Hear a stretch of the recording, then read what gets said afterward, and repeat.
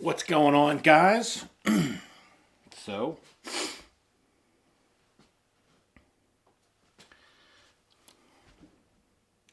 getting things together here.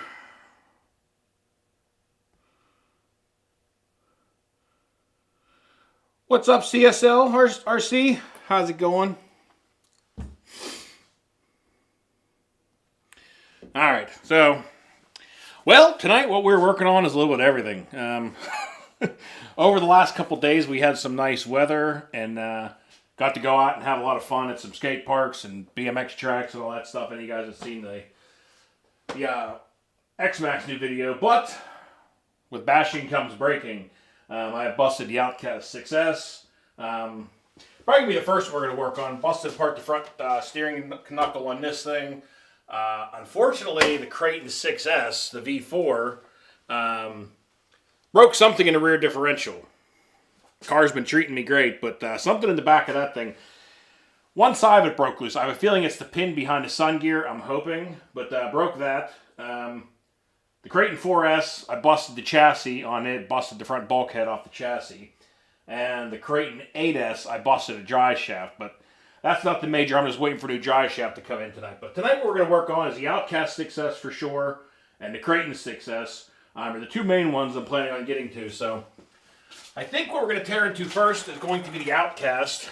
And as you can see, guys will see the video coming up on this. And let me tell you, it was a fun time. We finally got down to that new skate park with the big bowl one. And it was nice, dry down there. It was a beautiful day. It was like 52 degrees and sunny. And we took these things down there and had a blast. But we had a few accidents for sure. Buddy of mine, Isaac, he took his cars down there, a couple cars with him also. He took his Kraton 6S V5 with him. He didn't bust anything too major. I think he just busted off one of the shock eyelets, which this one's busted also. Was one of the other things that broke on this thing. But yeah, it was a little bit of a damaging day for sure. Had a few things breaking along the way. What's up, Gaz? How's it going, buddy?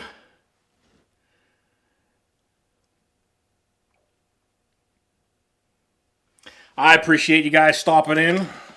Well, we're going to get working on the Outcast here, and I guess I'll throw you over to the bench cam here so you can kind of see a little better what's going on.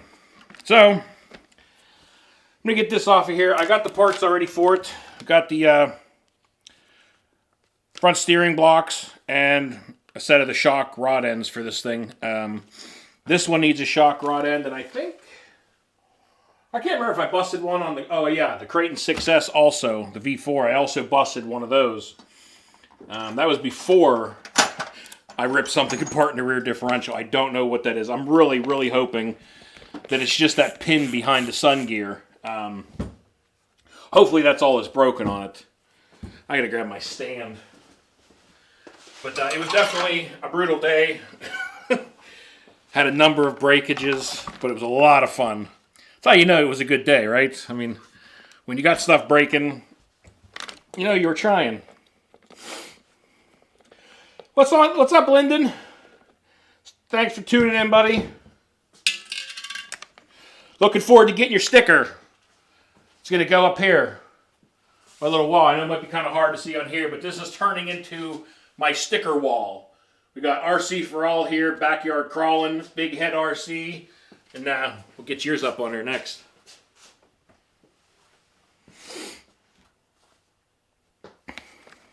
But if I can get this wheel off of this thing is pretty well stuck on there. Good grief. It's really stuck in the plastic.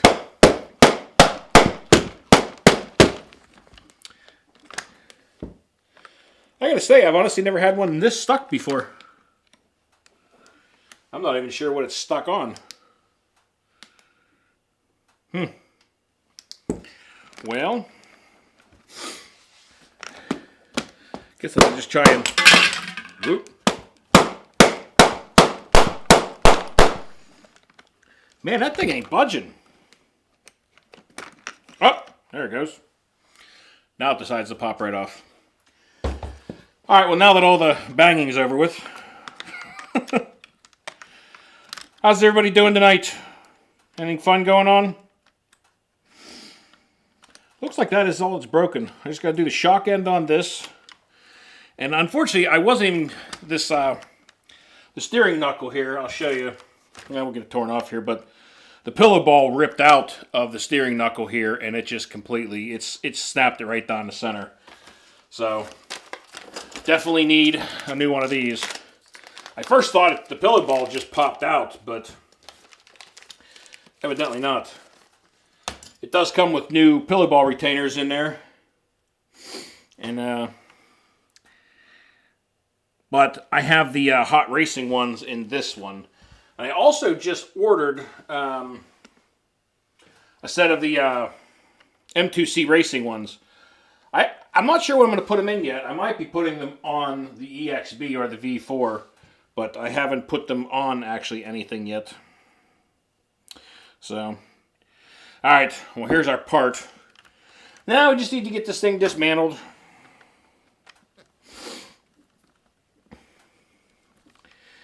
Me too, I saw your post up there that had all your new stickers you came in. That was cool. I'm trying to get some new other stickers made up here. I want to get some real small ones made up, about, probably a little bit smaller than the diameter like that bottom of the Red Bull can. Just maybe about the same size. Just little round ones. Even the oval ones. I have two different, designs kind of for stickers. But I'd like to get one of the two made up as a little round one, something that fits a little easier on cars. So I like the stickers, but they're a little too big for on a car itself. So these don't look too terrible. But I'll tell you what, guys, man, it was an absolute blast down at that new skate park. I'm probably going to post that video up next. It was a really good time down there. And then yesterday, I got down to the BMX track again, which was awesome. I went down there. It was beautiful out. And I took down there the Outcast. No, I'm sorry, not the Outcast. I took down there the Big Rock 3S. I took the X-Maxx and the Typhon 6S. And I don't know if any of you guys... What's up, Kurtz RC? I don't know if any of you guys...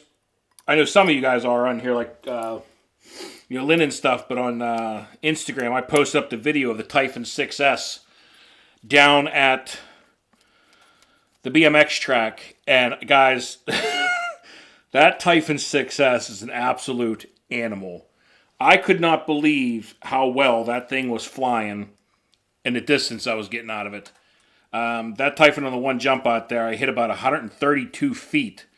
And it had to have been an easy 3.5 to 4 stories in the air. I mean, it was massive. The thing and it flew so nicely. Thing just launched. It was great. All right, well, we got the kind of bad angle, I guess, really. I need to be working on that side, but unfortunately I can't. But got this out. I don't know if you can see the crack there, but as you open it up, it just split right down the middle. It happens quite often on these things when the pillow balls, and it gets yanked on there a little too hard. It snaps them right out of there. But the long side up. I don't know if there's any actual direction. You could very easily put these on backwards, I think. Honestly, but at any rate, we'll move this stuff over. But yeah, it was a blast down there at the BMX track for sure. Everything walked away in one piece except the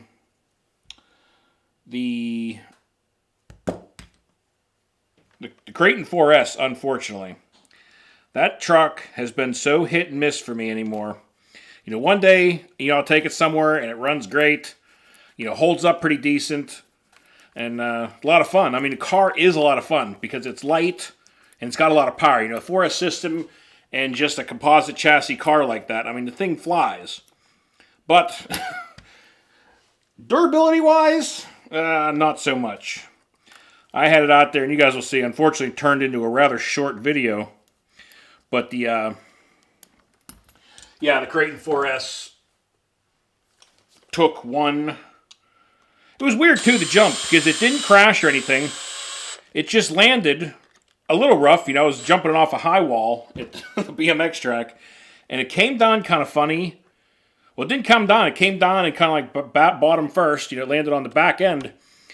The front kind of slapped off the ground, and the whole front, you could see the whole front differential hanging out the front. It blew off a chunk of the chassis and everything. It's all pretty well messed up. So, I have a chassis, but I don't have a chassis. I have my old Senton chassis, but it's kind of partially, Senton's partway torn apart. Like, I'd say it's like 60% gutted right now. So I might just finish gutting the Senton and take that chassis and put it on the Kraton 4S. And then I don't know what I'm going to do because, to be honest with you, half the times I'm having such bad luck with that Kraton 4S anymore, getting any amount of runtime out of it. But the car's so much fun, it's kind of hard not to want to take it out, but it hasn't been doing very well for me. I know you guys probably aren't seeing very much of what's going on here right now. I apologize. But got the bearings out of here. Just getting them cleaned up. Yeah, I'll try and move this in a hair. I don't know if that's going to help at all, but we'll try. But I did already change out these bearings once. These aren't sealed bearings in the front of the Outcast, but they are new bearings. What's up, Tegrity? How's it going? Brad, how's it going? Working on everything I broke over the last couple days at the skate park and the BMX track. It was nice to actually finally go back to the BMX track, man. I mean, between COVID and winter, it's still winter, but it's trying. Spring is trying for sure. But after both of those things going on, I have been so ready to go back out and have some fun again with the cars. And when it got nice yesterday, it was just a perfect opportunity. If I can get this pin to line back, there we go. Pins sometimes can be real fun. Either they'll drop right back in or they'll fight you till the end.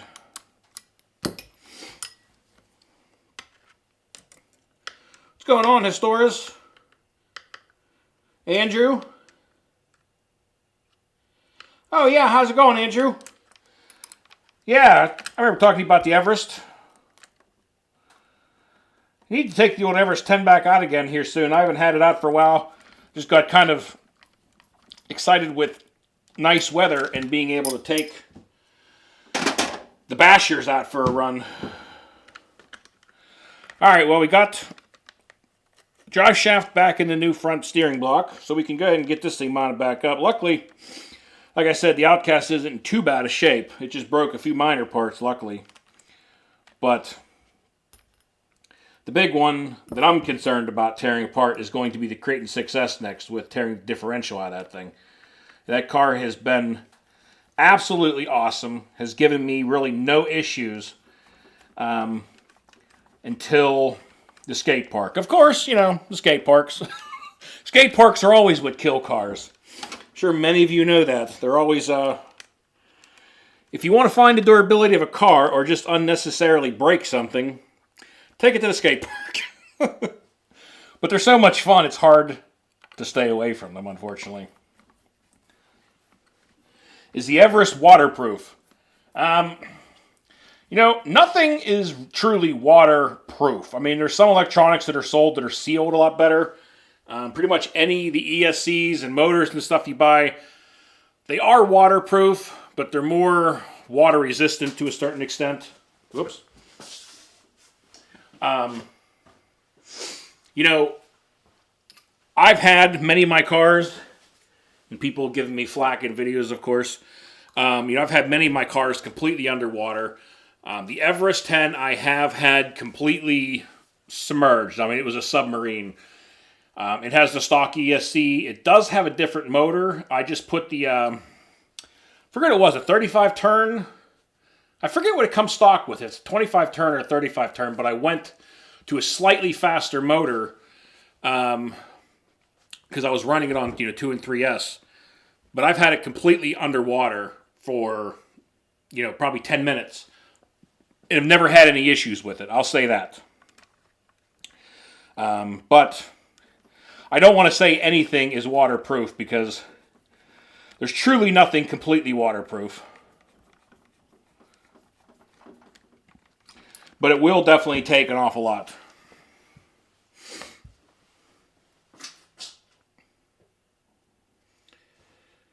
What's up, Jason? Things sound a little better this time. I talked with Bruno, and he kind of got in on it, and we kind of tuned this in a little bit on the audio. Sorry, guys. I changed microphones. I'm hoping if you guys notice, if I switch back to the old microphone, I'm sure you guys would notice, but got a different microphone to make it sound a little bit better because the other one just sounded entirely too much like a crappy Zoom call. It was driving me crazy. But yes, I do have a week at home. Well, I wouldn't say a week. I had 5 days, I think, or 6 days. Get to go do some more lovely golf on Sunday. Got to head back down to Florida. I cannot get away from Florida, guys. I have literally been in Florida for every show for the last month, I think, at least. Or maybe more. It's warm, at least. Thanks, Andrew. I appreciate that.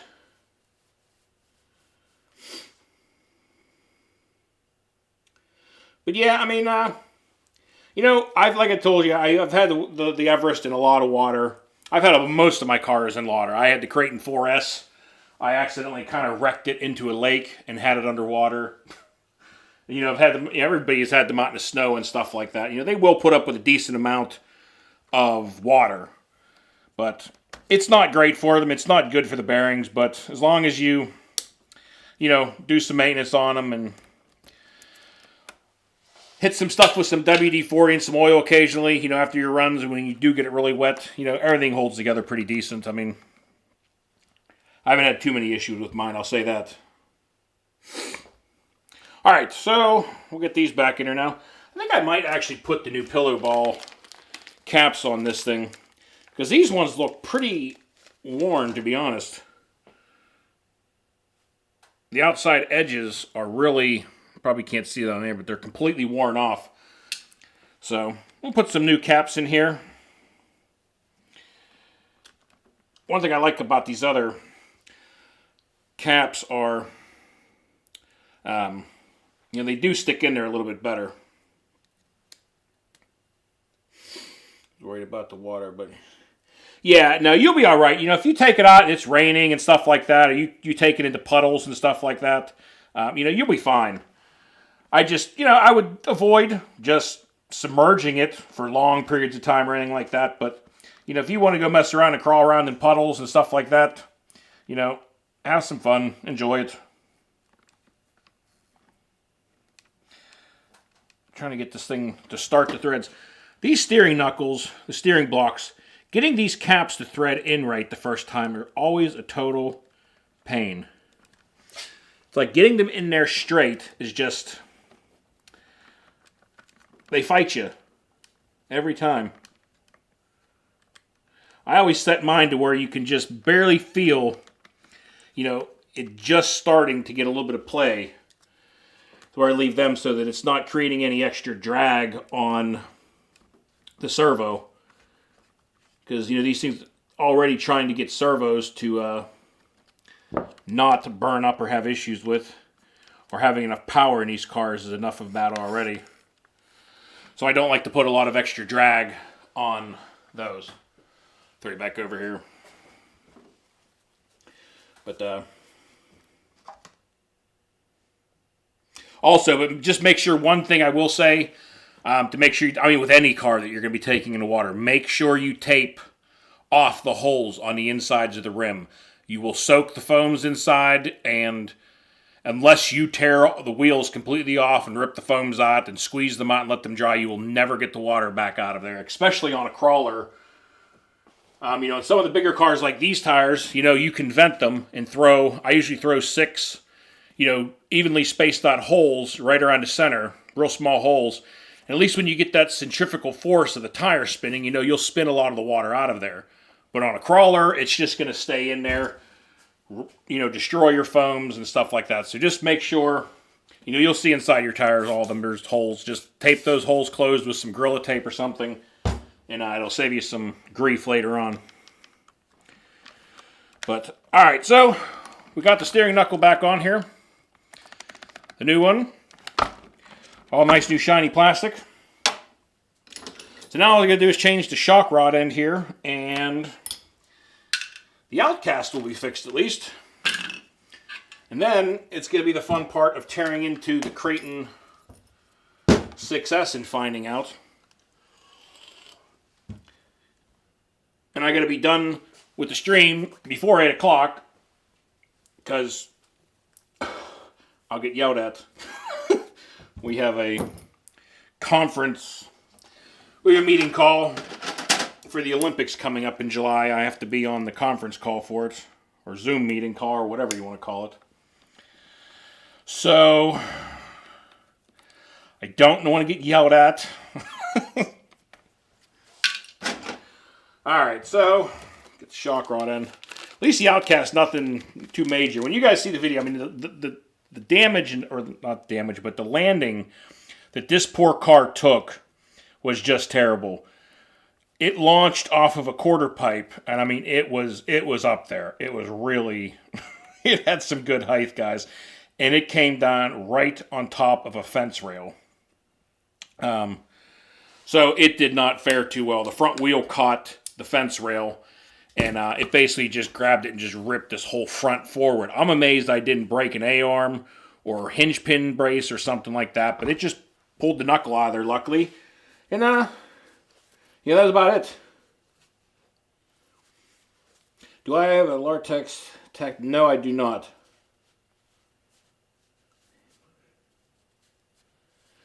Oh. Well, if the call goes away, let me know. But we'll probably be done by 8 o'clock anyway, guys. Oh, I guess I got to get this thing. And this is a valuable piece of information for anybody, I think it was on one of the last live streams, actually. I was changing the front shocks here or not changing, but changing the oil on the front shocks on the Typhon 6S. Well, put everything back together and forgot to screw down the screw that holds the pin in that holds the shock on. The little screws that go down here that hold the hinge pin in. Well, I forgot to screw them down. And you guys will see that in one of the next videos, that I had the Typhon 6S trying to do a little speed run with it, and the front hinge pin fell out. The front end hit the ground, and it went cartwheeling across the parking lot at over 60 miles an hour. So it survived. It lived just fine, but it definitely took a good roll. And luckily, I didn't have another one of these hinge pins. These little things, there's one of these was what I lost. So, because the screw comes down and locks into that little gap right there. But, so I lost this pin, but luckily I found a loose screw that I had with me, put it in place of it to get through the day. The screw held up all day. I had no problems with it, so it kind of worked out. But yeah, definitely learned my lesson to not forget those things. I've never forgot one before. Somehow I must have gotten a rush or something that evening and completely forgot to put it in there. And unfortunately, the Typhon paid the price. It's $249. Where are you at? You in the UK, Andrew?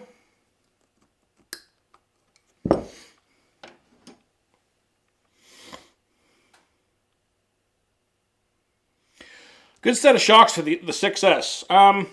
You know, on all my 6S cars, I have been keeping the stock shocks on them at the moment. But I'll show you these if I can get them to focus. These ones, I've seen a number of people putting them on. Are these...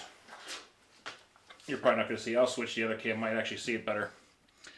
These ZD Racing shocks right here. They are actually really nice. They're all aluminum shocks. You can get different springs for them. These are on the 4S car, and they work out pretty decent. The only thing I would say is on the 6S cars, you might need to get the heavier springs. But you could try it the way it is and see how you like it. They're a tiny bit soft, but it depends on what kind of bashing you're going to be doing. If you're going to be doing, you know, some heavy stuff, you might want to get different springs. But I've been really happy with those ZD Racing ones so far. So you could give those a try out. But honestly, I like the 6S line shocks. These shocks, you know, you get your oil tuned in on them. They're really, I've never had any issues with these shocks. They don't leak. They hold up pretty decent. You know, I've been a shaft or two, but that's on any shock that, you know, you take a heavy enough hit to. But, I mean, these ones hold up pretty decent. So I've always just kept the stock shocks on all the 6S cars because they work. So I haven't really bothered messing with them too much. Oh, you're in Washington. Oh, okay. Alright, well, I think that's all I needed to do with the Outcast. Got the front knuckle replaced, shock cap, shock end replaced. Everything else seems to be moving pretty free on it. I kind of went over all the screws on this thing the other day real quickly, because these center brace shocks always love loosening up on these things over time, especially after it's been out for a hard day. But everything looks like else is in pretty good shape. Nothing else is broken. So this Outcast 6S is back in action again. And I'll tell you what, this thing, you know, it was giving me a bunch of issues. It was driving me crazy there for a little bit because I kept having servo problems and then I had ESC problems. But after getting the new ESC in this thing and that servo the other day, I mean, it ran. It didn't unfortunately get to run real long because I ended up crashing it, which was my fault. But it worked awesome. The thing was running great. Had a lot of fun with it out there while I did get to run it. But the Outcast has always been a blast. I've never really had many issues with it. This truck has always held up really good. You know, didn't have a ton of problems with it until the ESC started going bad, which kind of cascaded other problems to other parts of the car, like the servo and receivers and everything else. Because the Outcast now, I got the new ESC in it, the new servo, and I have the Dumbo transmitter receiver on it. And that was the other thing. I finally got to really use that Dumbo transmitter on this thing the other day. And really was happy with that transmitter. I mean, the distance on it and the response on it was really nice for, you know, what, a $40, you know, $42 transmitter. Pretty happy with that thing. All right, well, the Outcast is back together. We're going to do something else real fun real quick because this is kind of on the next line of something we're working on that you guys see. What we're going to do here with the Typhon 6S a little bit. As you guys know, this car is, you know, if you're looking for a car that is basically just an all-around car for everything, I honestly do not think you can go wrong with a Typhon 6S. You can use these things on the track. You can drop a set of hoons on them, making some speed runs, making a speed car. You know, the thing, obviously, you know, they could take some serious punishment out there with bashing. You know, I mean, these things just fly. And the controllability is great here. I mean, they fly so nice and flat and level in the air. It's just, there's no other car that I have that flies quite as nice as the Typhon does, honestly. Like, they just, however they take off, they just tend to stay flying in the air. And if you need to correct a little bit, they correct really nice and easy. This car has been a blast. You know, I've had a blast with this thing at the track. Had an awesome time at the BMX track yesterday with it. And now we're going to kind of mess around with some, getting some speed runs out of this thing. In the video coming up on this thing, you guys will see, decided to, finally went and bought, and you can see I already got tape on it. This was because it was attached to the Typhon here whenever the hinge pin fell out and the car went tumbling, the GPS went tumbling. First time using it, decided to go skid this thing across the parking lot, of course. But the battery door was not quite staying closed, or at least I didn't trust it, so I stuck some Gorilla Tape on it. But at any rate, we have a GPS unit now. So we can at least read some speed runs on some things. And we're going to run a bunch of things, run that speed GPS on a bunch of the different cars here and just kind of see what they're getting. Throw it on the X-Maxx at some point. I also have a bunch of parts here for the X-Maxx I'll show you guys when we get done with this. But I did get gearing in. I got some different rear carrier blocks, heavier carrier blocks. Also got this little fun thing. The center hinge pin brace. Be putting this thing in. This thing is 3D printed. Seems like some pretty decent plastic. I mean, it seems pretty nice and solid. It comes with 2 sealed bearings. Sorry, you probably can't see that. But it comes with 2 sealed bearings, and basically, you know, drops right in the center. No modifications of the car, and you know, it helps supports that center drive shaft in the X-Maxx to hopefully keep it from not bending as easily. So we'll be putting this thing in there too into the X-Maxx and seeing how she holds together. But we got also for the X-Maxx the 2050 gearing, the 52 spur, the 22th input gear. Unfortunately, I got the Traxxas one. I thought I was ordering the hardened one from GPM also, but we'll see how long the Traxxas one holds up, I guess. Sorry, I'm going to try and catch up on the messages here for a moment and see. Techno springs on the V2 shocks. Yeah, I think you could use, let me take a look real quick. I mean, the bodies on the ZD Racings look very, very close to the 6S line. So I wouldn't see how those shocks would not fit. So, yeah.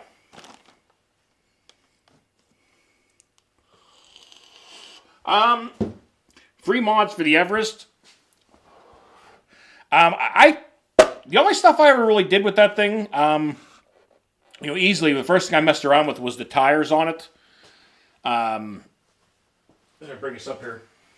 See, I have a different set of tires on this thing. I now have the, set the Typhon aside here for a second. On the Everest here, these are the Deepwood CRs, and if you're looking to put in tires on yours or any crawler, you know, I haven't tried a lot of different crawler tires, but these ones came highly recommended, and honestly, these Deepwoods, I mean, they are some really grippy, soft tires. I mean, you can see just how soft these things are.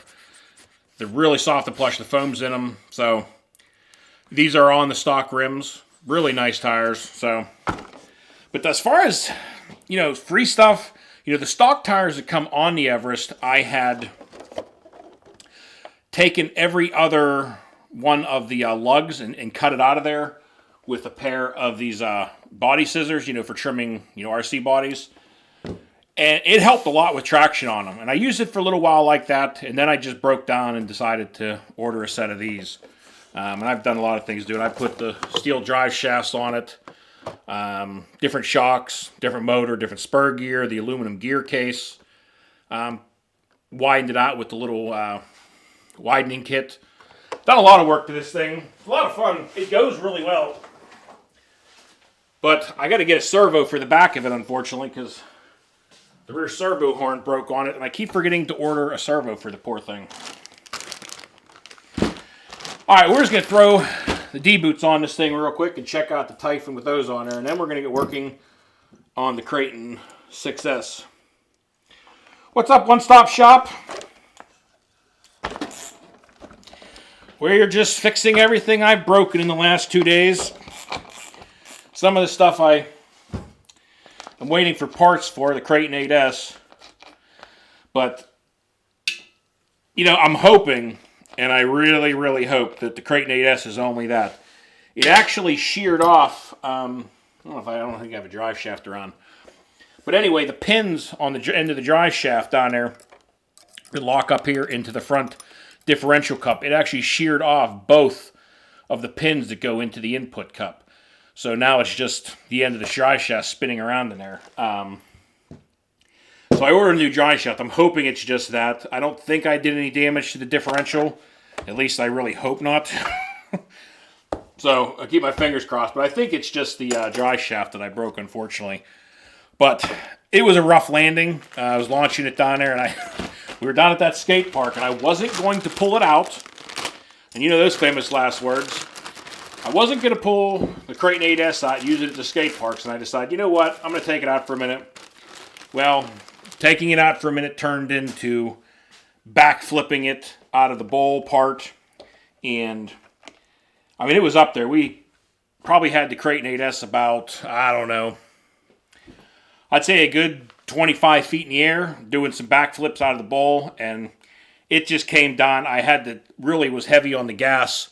I was trying to get it rotated back around really quick, and I had too much gas on it when I came down, and it hit the ground and just sheared those pins right off of there, unfortunately. So, you know, a 32-pound car with all that mass spinning that fast, something's going to break.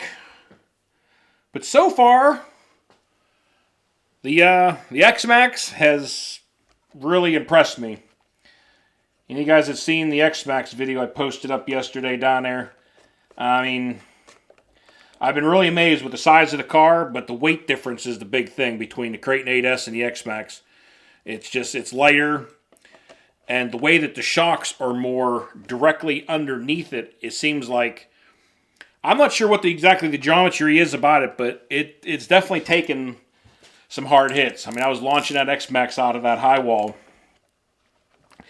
and she walked away without a scratch on it. And the body, our Flex Seal body, is holding together. Man, those hoons look nice on there. You know, I cannot wait to try this thing out with these tires on this car. I mean, it absolutely rips with, you know, off-road tires. So I'm really excited to see what it's going to be like with some street tires, because I've never really did a lot of street riding, you know, with RC cars. You know, I've taken all of them out on the roads and drove them around on speed runs, but never really tried, you know, running some street tires and all that. And I am going to gear this thing up. Not sure what gearing I'm going to try. I'm not going to get too crazy. I'm not trying to break any giant records or anything. I'm just kind of having some fun and seeing what it can do with, you know, a base setup. So I'm going to change out the pinion gear. I'm probably not going to get into changing the spur and any of that right off the bat, but I don't know what size pinion I can run on this thing yet that it'll be happy with, that I won't run into, you know, overheating problems and stuff like that. Because I don't want to start dealing with that kind of garbage, because that gets frustrating when you start having stuff overheating, and then I'm not into that. So I kind of, you know, a lot of people ask me about changing and, you know, what motor and ESC stuff I'm running in my cars. And it's like, I run the stock stuff a lot because, number one, I like to see what, oops, I'd done screwed up already. I forgot these were matched pairs. Well, I shouldn't say matched pairs, but they're directional. So I got to flip one of these. I got to flip this back one. But I like seeing what they can do, you know, in their more stock form. You know, what the cars can put up with, what kind of speed you can get, durability, reliability out of it. So that's kind of why I like staying with the stock stuff a lot for a while. You know, once the stuff burns up, you know, that's a different story. You know, I wouldn't mind. You know, next time that I have an ESC or something like that go burn up on the Kratons, because I mean, I've had issues with some ESCs lately, but, you know, Arma covered every under warranty, so I didn't even need to buy, you know, anything. But, you know, whenever I do have to go spend my own money on something, I will probably get, you know, I'd like to put one of the, the Max 6 combos or something like that in maybe the Kraton EXB or the V4 and see what it's like. But not really concerned with going out and, spending, $300-400 on another motor setup when I have one that's working just fine in the car and does what I want it to do. I know everybody enjoys the speed and seeing how fast they can get up to, but it's fun. But I also enjoy just kind of taking them out and giving them a good rip and seeing how far I can send them. But there we go. The Typhon 6S with the D-Boots Hoons on them. Can't wait to take this thing out. But I don't know if anybody's got any good suggestions on a... what's up, Shane? Thanks for checking that. But I don't know if anybody's, done many speed runs with the that's on here right now on the Typhon 6S. But if anybody has any good suggestions on gearing for this thing, what size pinion you guys put on it that didn't cause any overheating issues, I would definitely appreciate the information. Thing looks good with those tires on there, though, I gotta say. I think what I'm going to do is put these on the Typhon 3S because we're going to go back up to the big dogs, up to the indoor track up there. And I want to put these on the Typhon 3S and try running them on the indoor track up there.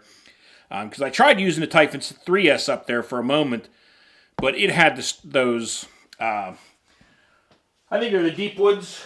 What the heck are these? Yeah, the lockups. The lockup tires on them. And they're great tires for dirt, but for a track, not so much. That thing was all over the place. I couldn't get it to handle. So I think I'm going to throw these on the Typhon 3S next. Before I take it up the tracks next time. And try out the Typhon 3S and see how I like those tires on there. What's up, GRC? How's it going, bud? Yeah, Sergeant, I broke a number of things. I just got done fixing the Outcast 6S. It wasn't too major, but we broke the Outcast 6S. We broke the Kraton 6S here. Sorry, on the other camera. But we broke the Kraton 6S, broke the Kraton 8S, completely destroyed the Kraton 4S. I got to put a chassis under that thing now. But the X-Maxx, didn't have any issues with it the last run, which was awesome.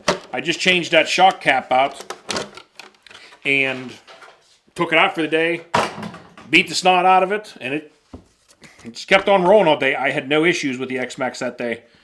But, as you guys can see here, maybe, this side is still connected up to the center differential, in the rear diff. This side is just spinning. So I'm hoping that this is that pin behind the sun gear. I'm really, really hoping.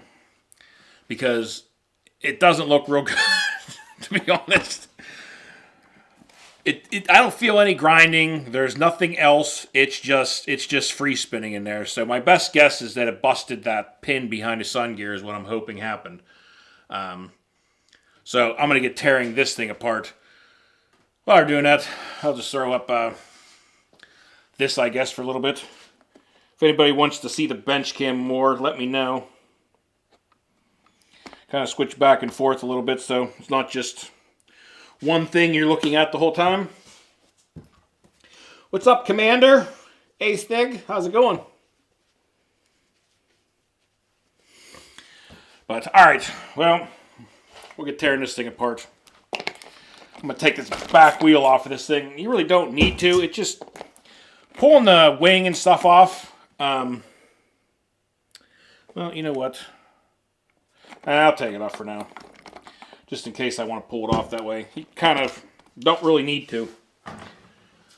But I set my wheel caps aside. I'm not going to use those unless I'm on the dirt.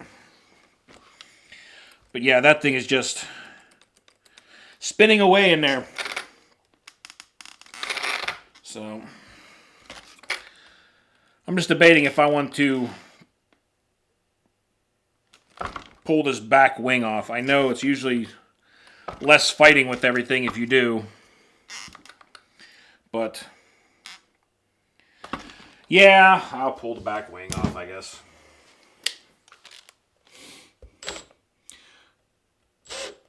Arma Big Rock, you in here? What's up, AJ Sports? How's it going?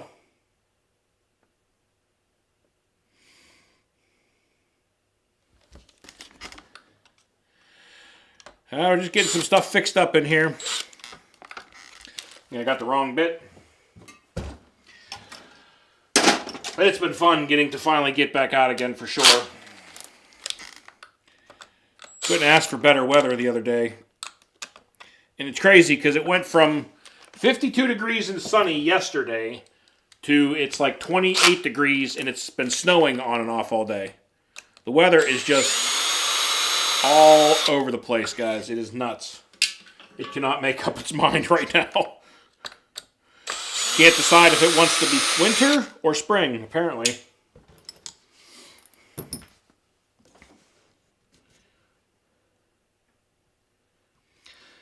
Tortured RC, yes, I am using OBS.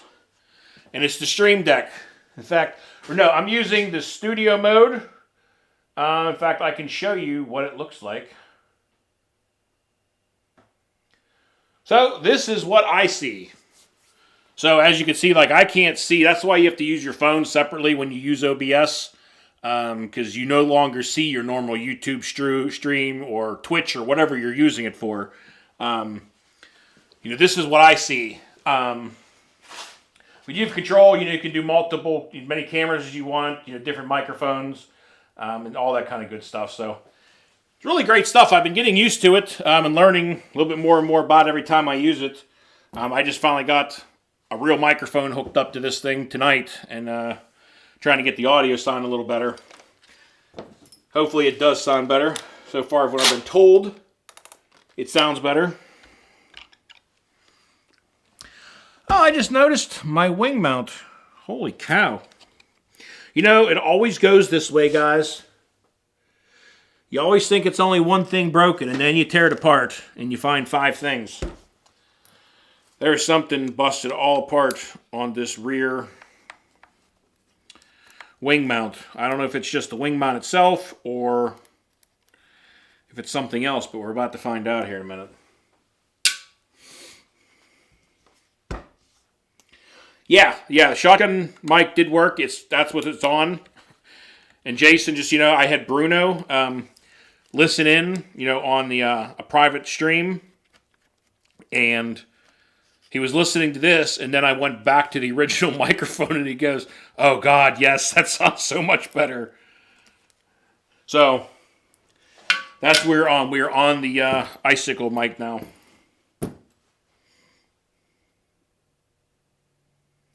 Yeah, it's great. I mean, honestly, the OBS, I messed around with it. In fact, it was my Jason in here. Guess kind of my boss, whatever you want to call him.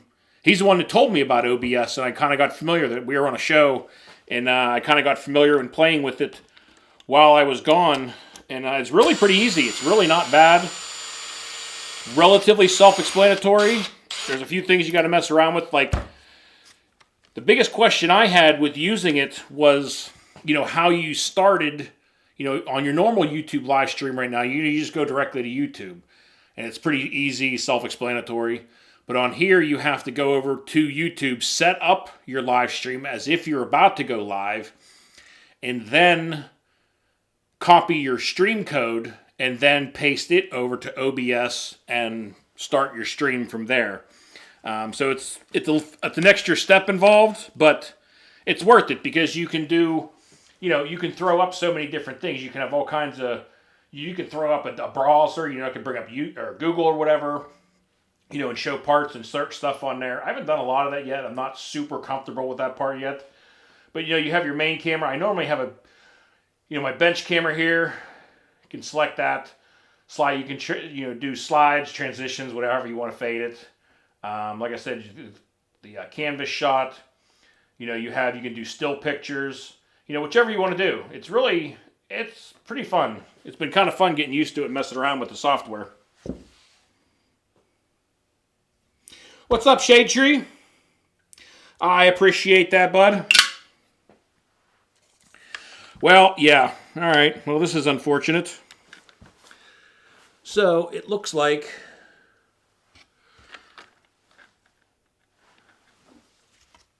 my whole back wing mount is snapped off. As you can see here, it's both ends of it are completely gone. I don't know if I have any of these. So, if nothing else, I won't be completely putting it back together tonight. But that's not even what I'm concerned about. My big concern is getting the differential so it's not just free spinning anymore. Hopefully we can get that far at least, because it's a little disconcerting. Especially this thing has been just awesome to me. This is the one car that's been holding up really, really good for me. But I got to get that piece out of there now, because this is completely sheared off. Pieces falling off. Need a pair of needle nose. This thing is coming apart, or coming out in pieces, should I say.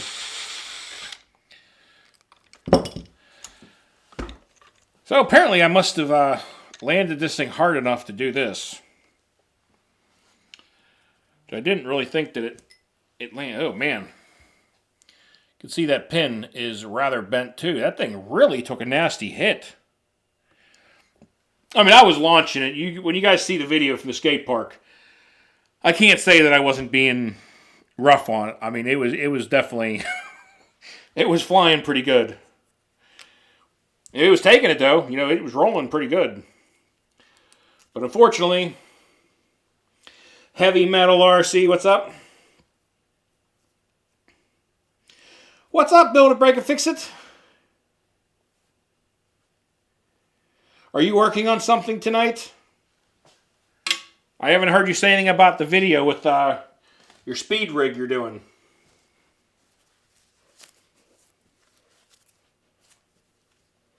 What's up, Noble? How's it going?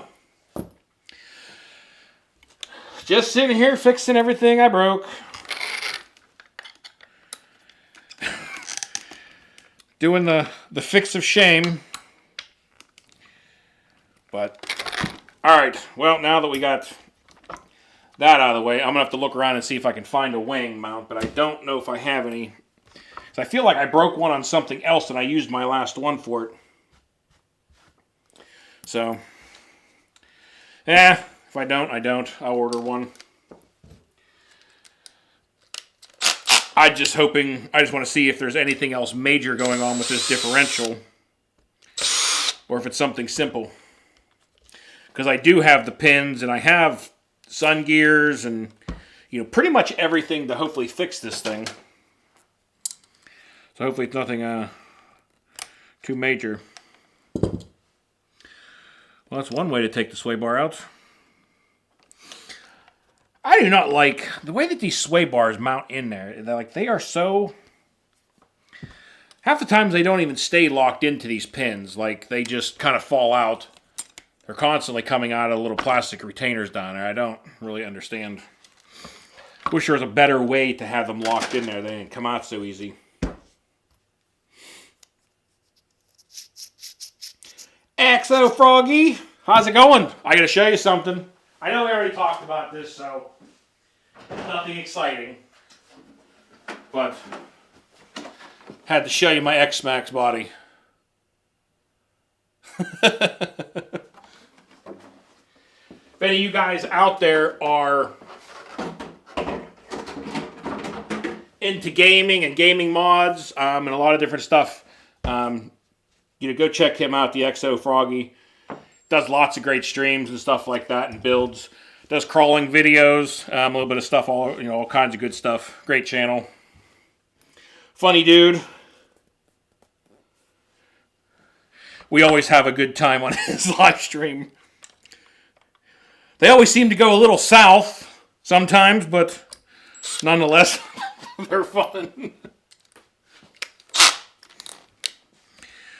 We're working on the Kraton 6S now, Frog. Hoping I didn't break anything too bad on the Kraton 6S here.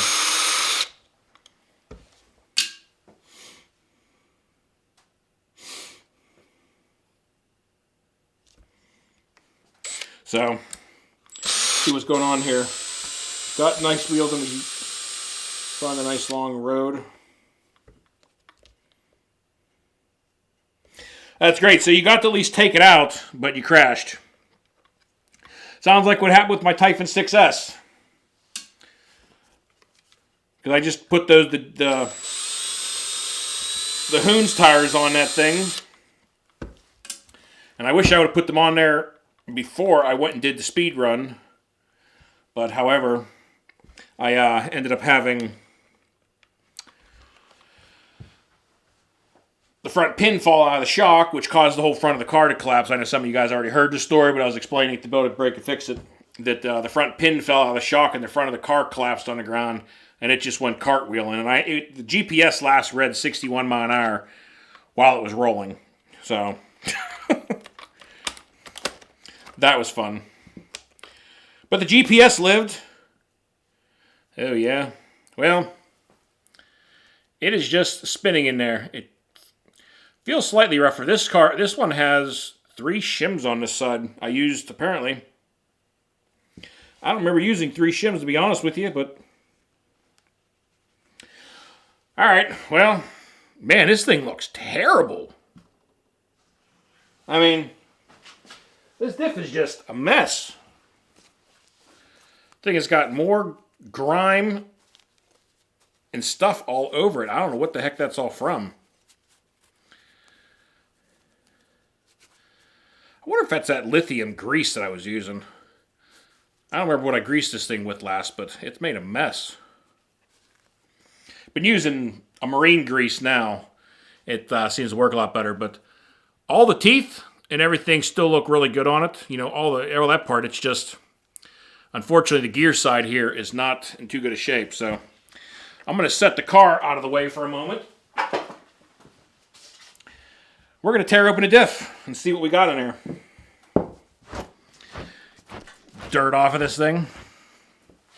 So, oh, yeah. Well, that just answered my question. The pin just pulled right out of the diff.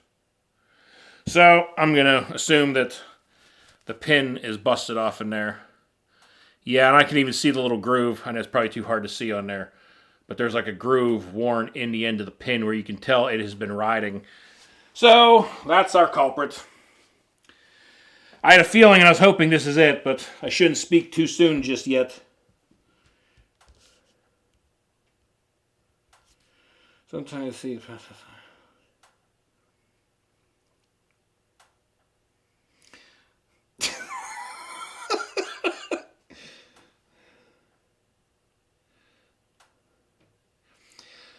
O'Brien, come on.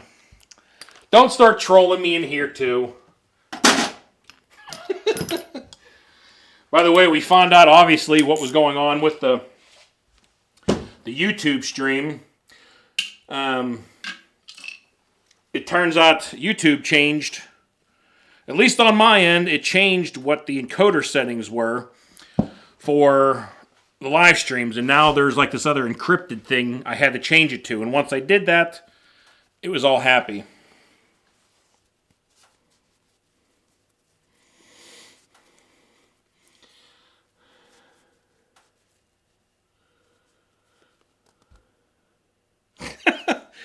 Yes, Dave.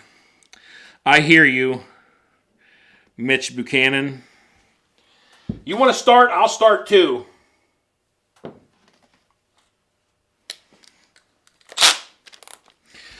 I gotta make sure I don't let it get later than 8 o'clock. So, well, we're gonna get this. I got some paper. What do I do with my paper towels? Here we go. Try and keep it somewhat clean. I know this is gonna be an oily mess because I'm gonna have to tear this whole thing out of here, unfortunately. So, this is always fun. You know, they're not hard to work on by any means, but it's always such a messy process. But at least it's the gear side, so I shouldn't complain too much. Oh, damn. So it's not just that. My sun gear exploded. As you guys can see, there's bits and pieces coming out of here. There's another piece. There's a piece. I don't even know where the pin's at. Wow. Where the heck is the pin? Well, that's interesting. This is honestly the first time I've had this happen. Had other pieces break in them, but never had the whole entire sun gear explode. I know I've seen other people do it, but I've never had it happen before. Well, like I said, I have the parts. I'm just kind of concerned on where all the pieces are. Because there's that. And if this is that, then at least I know I got all the parts. But I have a feeling I'm going to have to... Yeah, I have no idea because I don't know where the pin went.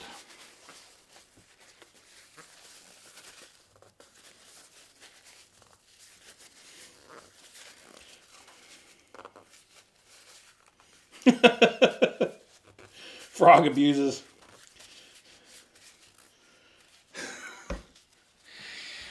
Oh my God.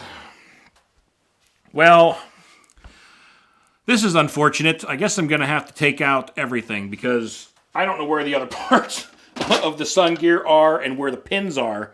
Because, I mean, you guys that don't know, there's supposed to be a pin that goes through the end of this that locks into the back of your sun gear. Well, it is MIA. I don't know. So I guess we'll pull all the little spider gears out of here and see what we can find. Because I'm not even seeing anything in there, which is kind of weird. Like, you'd think I'd be able to find a piece here and there. But I'm not. But I certainly don't want to have it get chewed up or have a piece in there and you get caught up on something.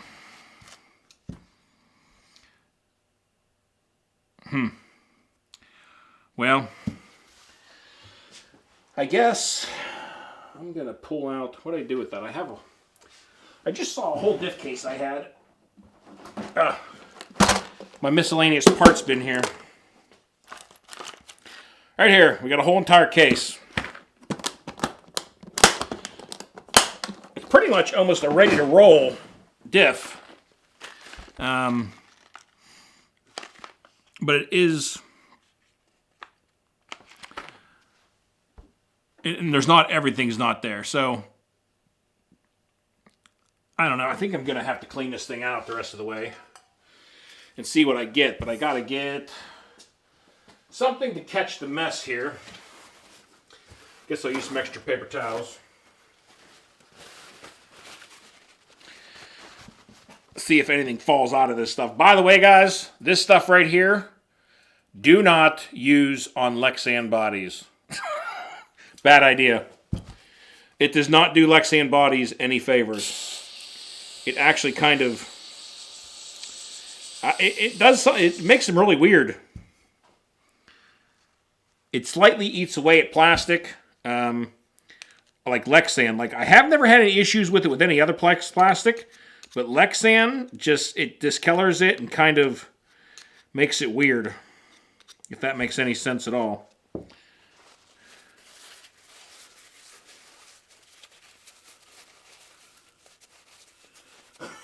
What? Guys, I'm obviously missing stuff in this chat because... Yank, oh, well...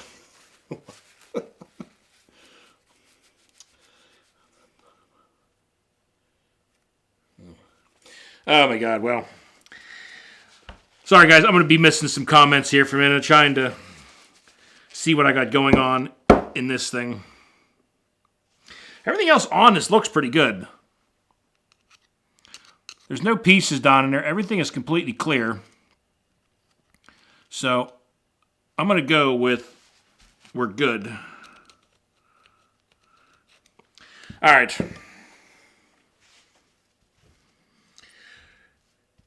I'm just kind of concerned on where the heck that pin went. Because, I mean, there's nowhere else for it to go.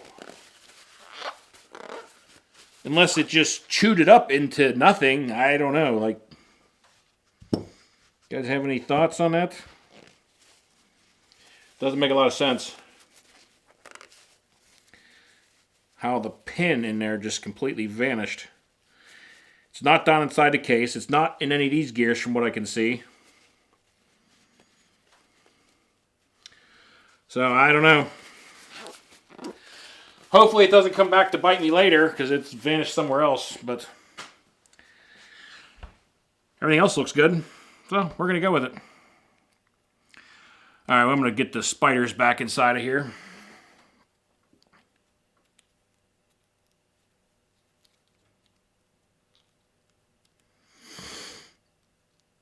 If it'll drop in, there it goes. So that one's spinning nice and smooth.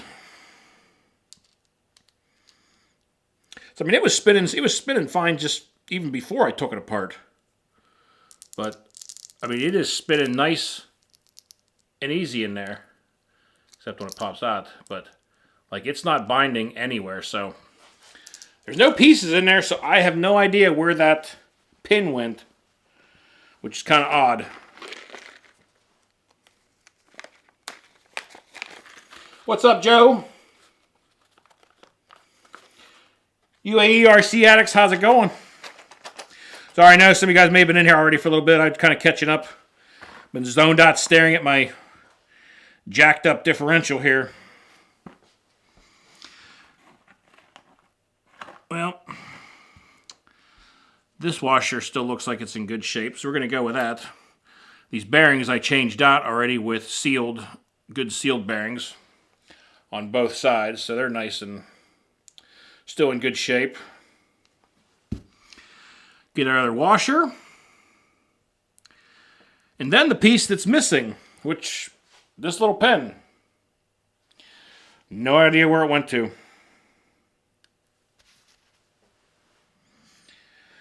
But there's nowhere else it could have went, so not real sure. Now if I can just get the pin to line up with the hole down here.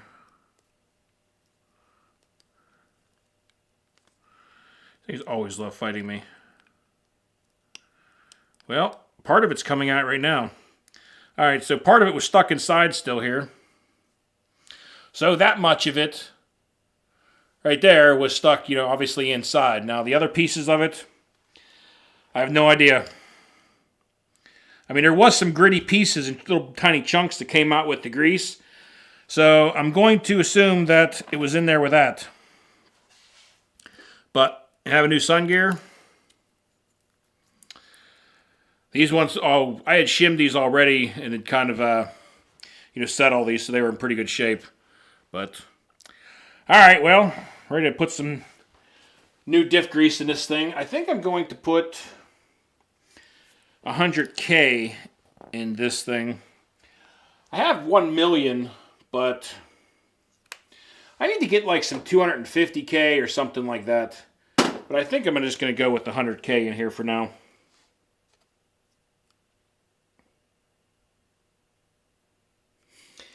Oh yeah, I mean the 6S diffs, Shade Tree has been an ongoing, I'm not sure if there's something particular you guys are talking, but been an ongoing, issue with these things.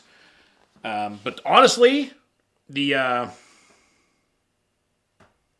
Kraton 6S, the V4 and the V5, after I stuck the hot racing differential case on that thing, I mean, it has been solid for me. I haven't really had any issues with it. It's been holding together great. This is the first time I've had an issue with this diff since I've built it, which was, I guess, around a year ago.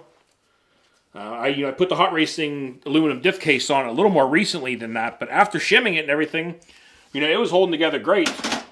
And then after putting the hot racing case on it, I had no issues with it. But I also wasn't quite as terrible landings as I was having down at the skate park. I mean, there's a huge bowl down in there. You guys may have seen it on my other videos, but I mean, launching out of that bowl, they come out of there sideways, flying out of the air sideways. They're all over the place. They definitely get some rather ugly landings.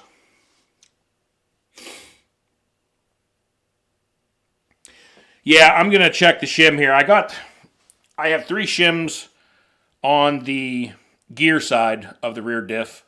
Sorry, I'm sitting here still thinking I'm using the other camera. But I have 3 shims on it now, is what I had on this thing. So I'm probably going to try that and see if it goes back to, if it still feels good. Or still feels good.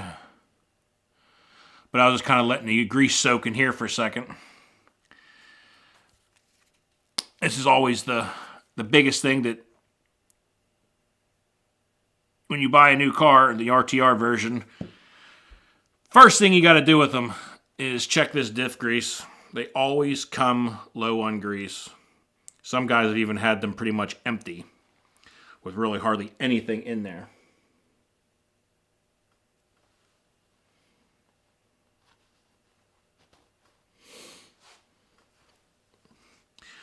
Well, I think we're going to go with that.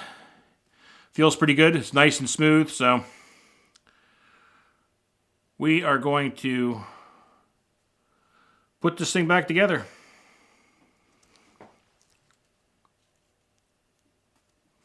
We can get it to seat in a bright place.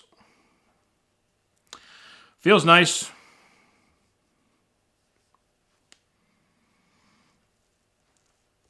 It feels pretty good with the 100K in there too. Feels just about right. I had put the 1 million in it. Well, I don't know if I put it in this car. I know I did it in the Typhon or something else like that. And honestly, I was not a real big fan of it. It was just a little bit too much. Trying to get the holes lined up ahead of time, so I'm not sitting here fighting the screws later. If I can find it. Should be right about there. All right, there we go.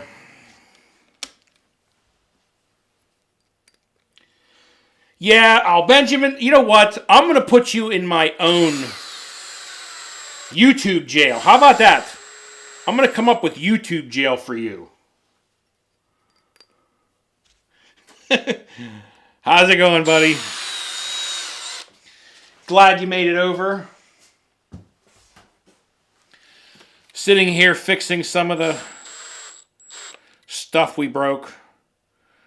I think I even sent you a couple of the videos of some of the stuff we already decided to destroy, or did destroy.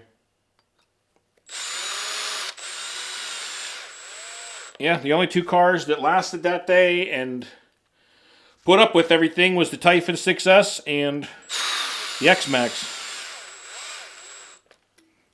Those 2 held together pretty solid. Alright, well, we got this thing back together. I'm going to go ahead and go over it by hand. Sloppy Mac. Anybody had problems with the servos in the Big Rock? You know, the servo in the new Big Rocks, I haven't personally had any problems with mine. I have heard of a few people having issues with them, but mine's been holding up pretty solid. And I mean, I've been beating the snot out of that truck. And the servo has been holding pretty strong. Alright, well, keep doing this. But anyway, diff is back together. It's nice and smooth. There's no binding anywhere. So, feels pretty solid. So we're going to go with that. We're going to go and throw out the busted up sun gear. We're ready to put the Kraton 6S back together. Now I just need a wing mount, unfortunately, because wings in a couple pieces. What are you doing tonight, Benjamin? You just out causing troubles places?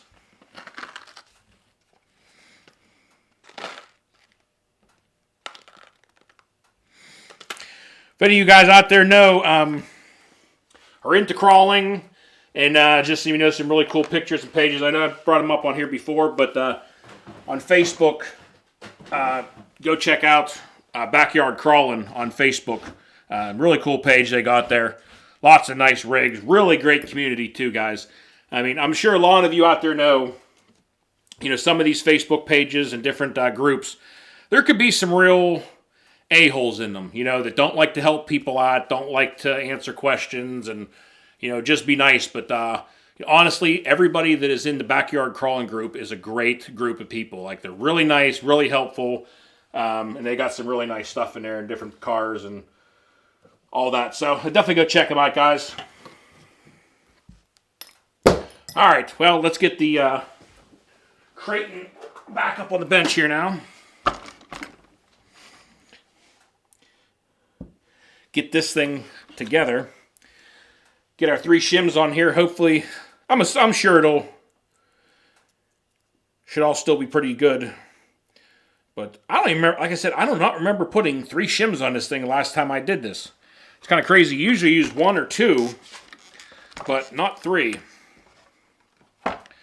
And this has been definitely the easiest way to do these, is to set them down on one side so that the shims lay on the bearing, rather than trying to fight them on the bearing to get them to lay down.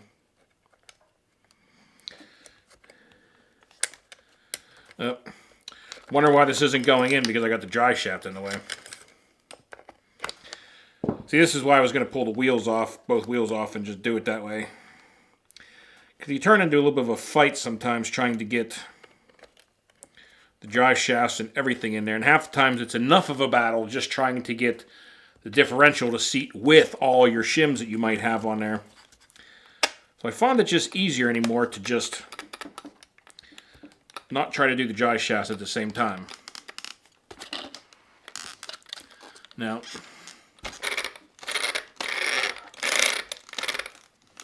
can't tell if that's not seated the whole way. There it goes. All right, now it's just seated the whole way. Wondered, it didn't quite feel right.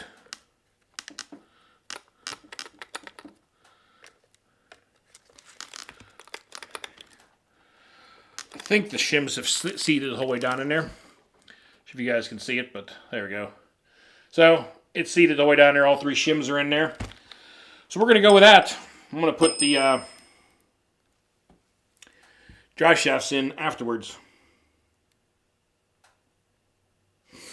But as far as play, there is zero. I mean, it is tight as can be from side to side. So there's no play there. And I had already shimmed the input gear here, the gear, inside the diff. I shimmed this already in with one shim to push it a little closer towards the differential, so it took up that slop from the input to the differential gear. So everything's nice and tight in there. So we're going to go with that. I'm going to go ahead and get the case back on it. And then I'm going to have to search around real quick and see if I can find a wing mount or not. The problem is I need both sides too, because not even just one's broken, both of them are broken. So that's going to be kind of hard to find, I think. I don't think I have both. And then Isaac was over here robbing me of parts the other day with his supposed... He comes over with his Kraton 6S. I gave him hard enough time in the video, just playing, of course, but he came over, he's like, there's something not right with my bumper. He's like, we need to put a bumper on this thing or something, so I'm like, I got an extra EXB bumper I said we could put on there. Pull it off to change the bumper off, and the whole differential is just destroyed. Sides are busted off of it. There was all kinds of stuff busted up.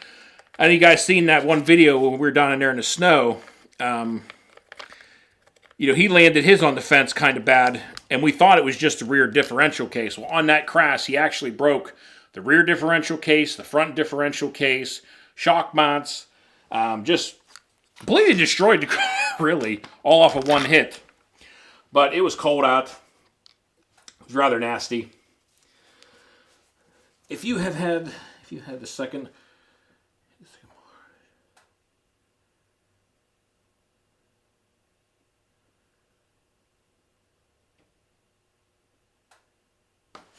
Oh, yeah, I have the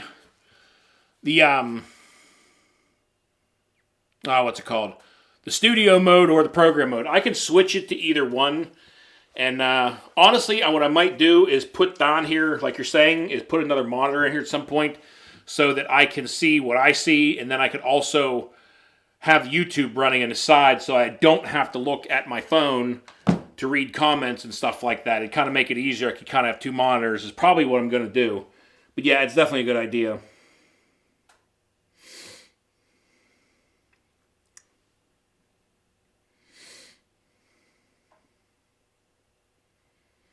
Yeah, I completely agree, Shady.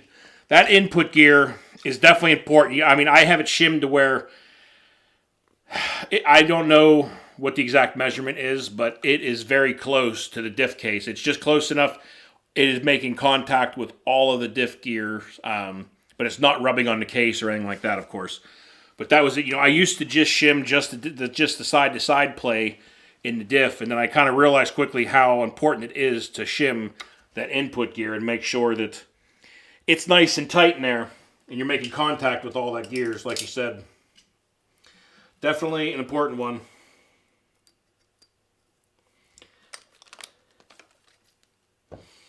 Make nice diffs. Yeah, I've heard a lot about that, and I'm still looking around right now for a race buggy.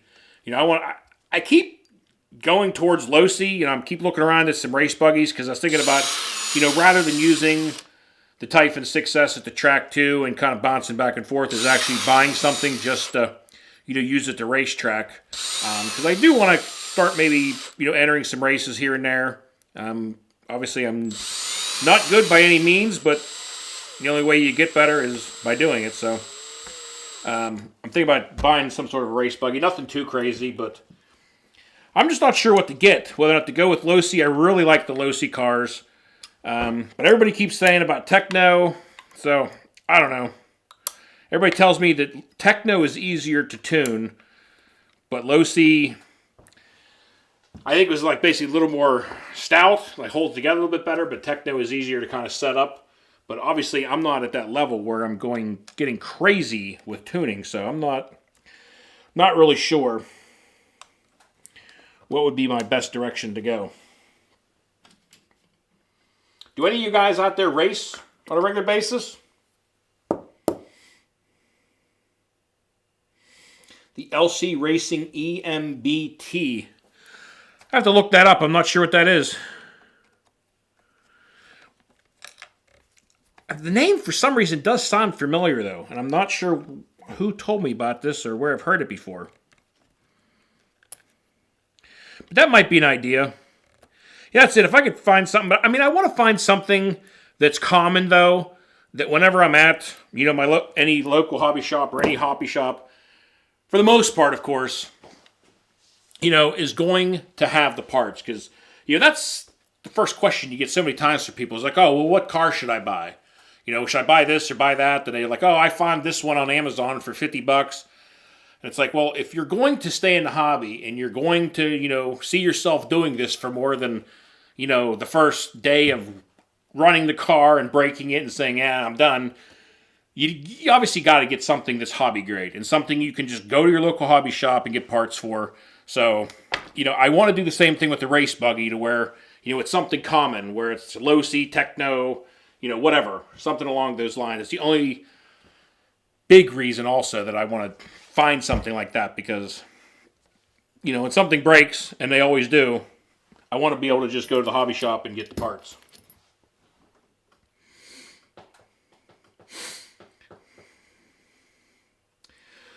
Losi's your favorite, Tegrity? I really love the looks of their cars. And, everywhere you look, there's tons of parts, even online at the local hobby shop. There's always parts around for them. Is the Kraton 6S V5 worth buying? Well, I tell you this, I would definitely buy that before I'd buy the EXB. Like I said, Isaac, the friend of mine, he's got the V5 6S, and it's a great car. If you don't land it on top of a fence rail from 40 feet in the air, it holds together pretty good. However, when you do, that stuff does break, but it's a great car. But yeah, I mean, I would buy that before I'd buy the EXB. So I'm not sure what you're deciding between or which cars, you're thinking about.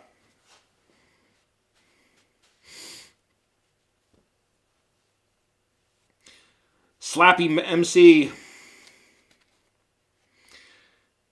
Yeah, like exactly what Tegrity's saying. Don't buy the EXB.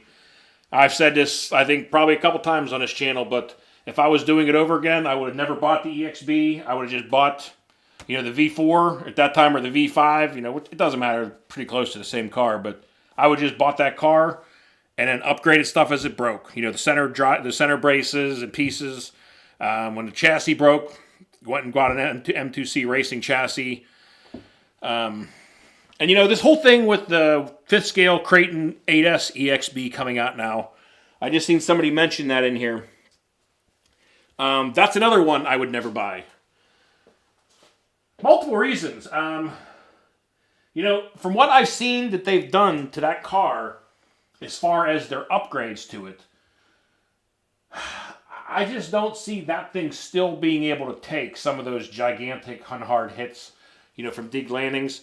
And I think the price of it's only like, somebody correct me if I'm wrong, like $200 cheaper than the RTR version. So, you have a car that's now only $200 cheaper than the ready to run, and now you still have to spend another, $500-600 in electronics to get the thing working. Again, it doesn't make sense. It's like, just buy the RTR version and upgrade this stuff. And I know a lot of people like the EXBs. Now my EXB, I like the car now that it's finally running.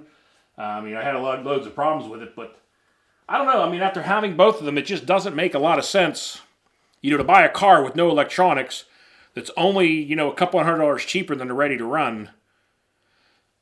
But that's my opinion. But I don't know. I think I'm honestly done with the EXB thing. I'd just rather buy the ready-to-roll version and go have fun, run it, beat on it. And when it breaks, then worry about upgrading it and changing parts out. Because then you can pick out what you want. It's not already doesn't just have whatever they've put on it. You can go and put, your M2C Racing or Hot Racing or whatever stuff you want to use. Then you can build it your own. So, but again, to each their own.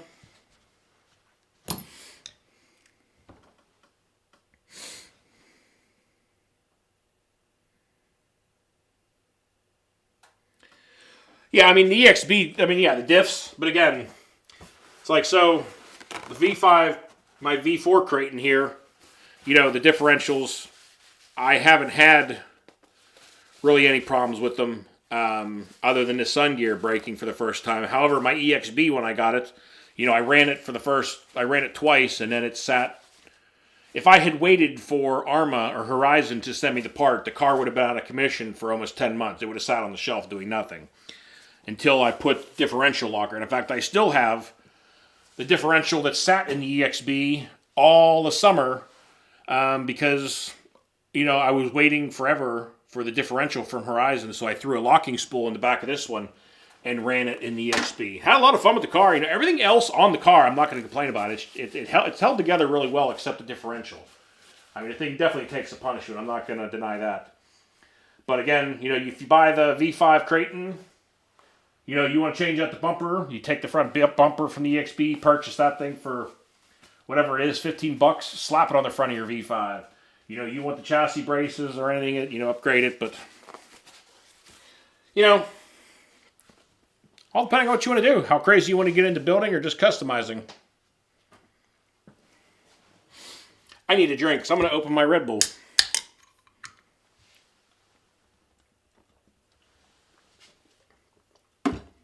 All right. Steel City RC, what's up, buddy? It was kind of all last minute, guy. But I made it down to the Westmoreland BMX track yesterday. It's nice and beautiful down there, and I got down there, and by some miracle, it was completely empty. There was not a soul down there. So I got to run the Typhon 6S, the X-Maxx, and the Big Rock down there yesterday. It was an absolute blast. But you got to come up and we got to run together for sure. We'll have to plan a weekend. I don't know what's better for you, weekends, or what your type of schedule is. Mine's all over the place, obviously, because I might be home for an entire week, and then I might be gone for an entire week, or I might be home during the week and gone to weekends. Television doesn't really have any hours. It's whenever.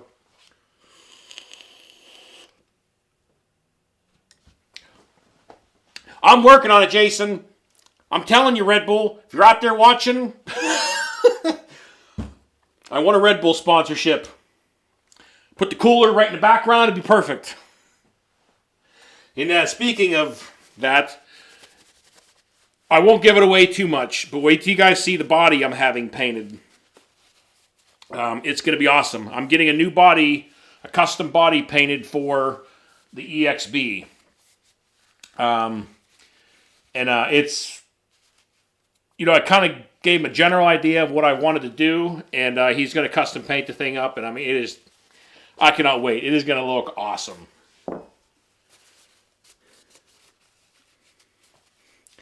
Yeah, Froggy, why don't you work on that? We all need to hit up Red Bull and Monster. I'd love to have a Red Bull sponsorship. I've already paid them enough money for this stuff. And honestly, guys, it's not about something about the taste. I love the taste of it. I don't know why it is. Some people taste the stuff I know, and they're like, it's disgusting. But I don't know what it is. I just love the taste of Red Bull. And I drink the sugar-free. Clearly not because I'm worried about calories, but I just like the taste of it better. It's not super sweet. I just kind of like the sugar-free version. Tastes better. So that's what I like. I tried those Java Monsters, Froggy, and they are good. I do like them. I will definitely say that. But I tried Monsters. I don't hate it, but it's sweeter than what I guess I like. And that's, like I said, why I kind of started drinking a sugar-free, because it was less sweet. But I do like the coffee versions, though. I've had those numerous times, and I do like them. So I got to see if I have a wing mount. So I got to duck down here and look at my parts bin, because... Also, guys, I have a question. I keep forgetting to ask this. And I don't know who's all in here or who might have done it, but I have a spare BLX 120 system, the Kraton 4S ESC. And I am thinking about trying to do either the Typhon 3S or the Big Rock and putting it in 4S. Now my question is, how long or how well do you think the stock motor, the stock BLX motor, the 2050, or whatever's in the, I forget what stock it is now. But anyway, the stock motor on the 3S will hold up to the 4S ESC and running it on 4S. Because I want to put this in something, or I'll just order a different motor to go with it. But I was just kind of thinking about trying this for a while until the motor burns up. But I just wonder if anybody's done it already for a bit and how well or how long the motor held up.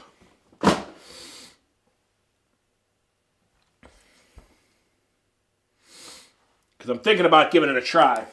Because I kind of want to get the Typhon 3S a little more oomph. Because I think it would be fun, especially at the track. So that's what I'm kind of thinking about doing that. Let's see, I got center braces. I got this weird motor. It's a 4-pole 2500 kV motor that didn't impress me very much. I got too many bins of parts. Half the times I don't even know what I have anymore. Center drive shafts. Nothing in there. Really hoping I have a wing mount because I'd like to get the Kraton 4S back together. Or the Kraton 6S back together tonight. But I might just have to order the wing mount, I have a feeling. Well, there's nothing over there. Or down there.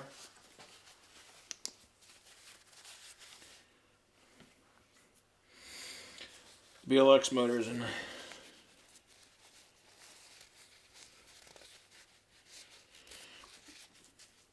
Yeah, I mean, I've been happy with the BLX motors. You know, all these have been holding up pretty well. I mean, all the 6S line, you know, these the 2050s that are in the 6S, I've had pretty good luck with them. The 4S one, on the Kraton 4S, you know, I've had the bearings go out on it, but you know, most of them have held together pretty decent. The ESCs, however, on the 6S, I haven't had the best of luck with, but I'm going to look on my parts wall here for a second and see if I can find a wing mount, but I think I'm out of luck, guys. I don't think I'm going to get the Kraton fully back together tonight. However, at least it doesn't have, or at least the differential is good. Now, I do not have a wing mount, so unfortunately I gotta get one of these because it's snapped off, which obviously holds on the rear center brace, so there's no sense in even putting this back on there. But at least the differential is good, so I'm going to go ahead and put the drive shafts back in this thing and get the rest of it together. So we'll finish that part up now. Alright, so I need a pair of needle nose. I always tried, you know, putting the drive shafts in with the differential, and I know it's completely doable, but it's just so much easier just to put them in later than fight with those at the same time of trying to put the differential in there, especially when you got shims on it, because it just turns into a giant fight.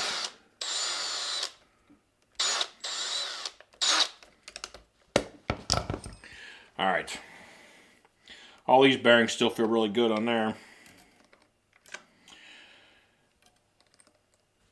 I was glad I didn't destroy my differential, because I was going to be really sad if I did, because this thing's been so good to me.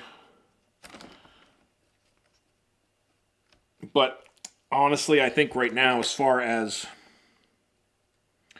track cars and just getting to send them distances and stuff, that Typhon 6S is just entirely too much fun.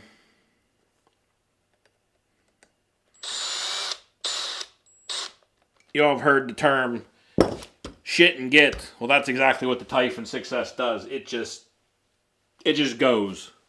The thing is nuts. It is exactly what I hoped it was going to be, because the Typhon 3S was always a blast, handled great, flew great, but always just kind of wanted that extra power. And the Typhon 6S is exactly that. It's the same car, handles awesome, but it just so much faster.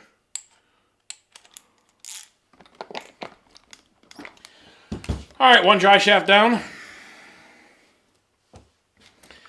Oh, there's still mud packed in his tires. Isn't that sweet? Holy cow. This one's got half the track still stuck in it.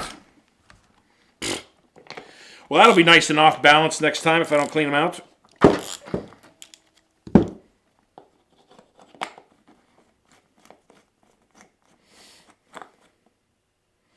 When I had the Mojave EXB, as I purchased my Kraton EXB on July 28th and had my warranty claim on July 29th. Unless they sent me the gearing and did not work. It just was, oh geez.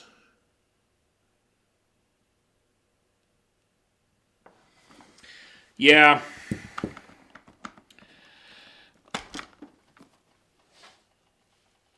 Man. I really thought I washed this car.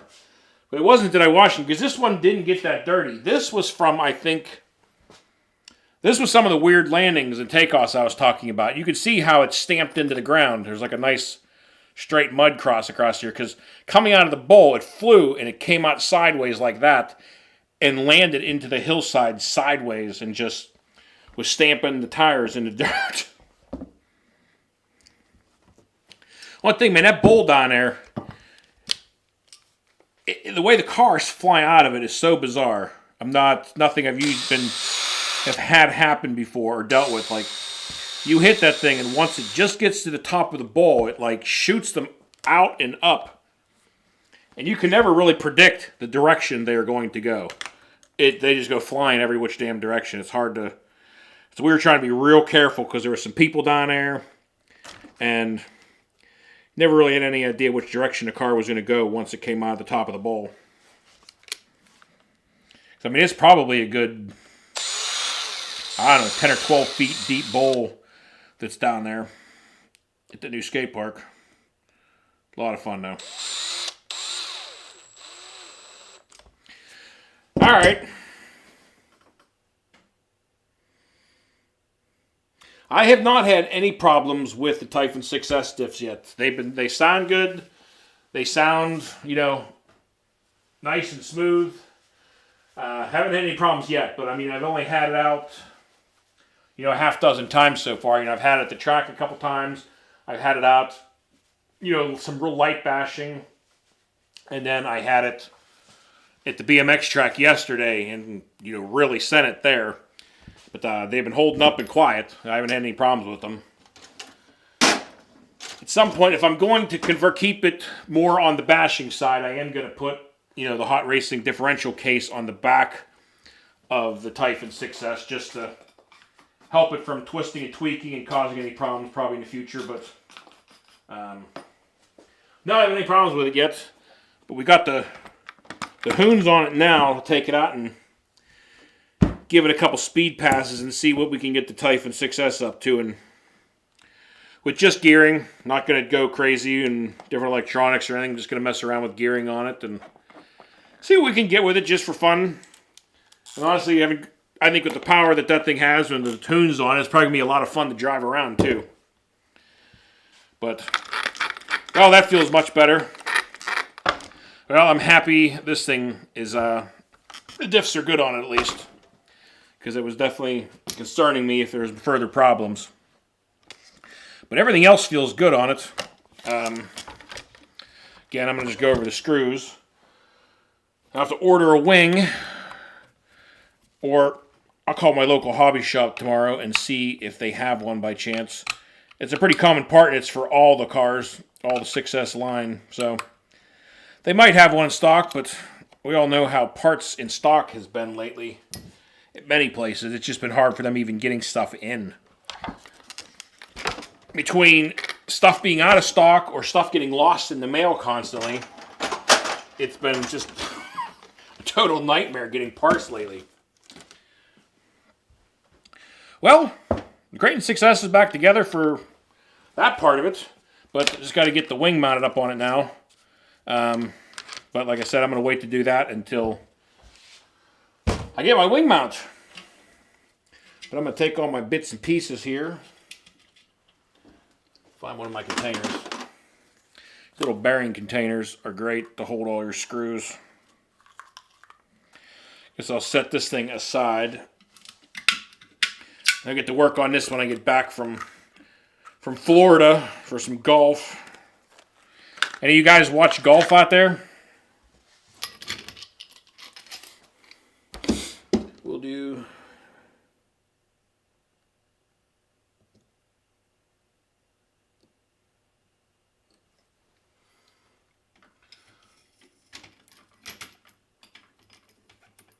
That's dark stick.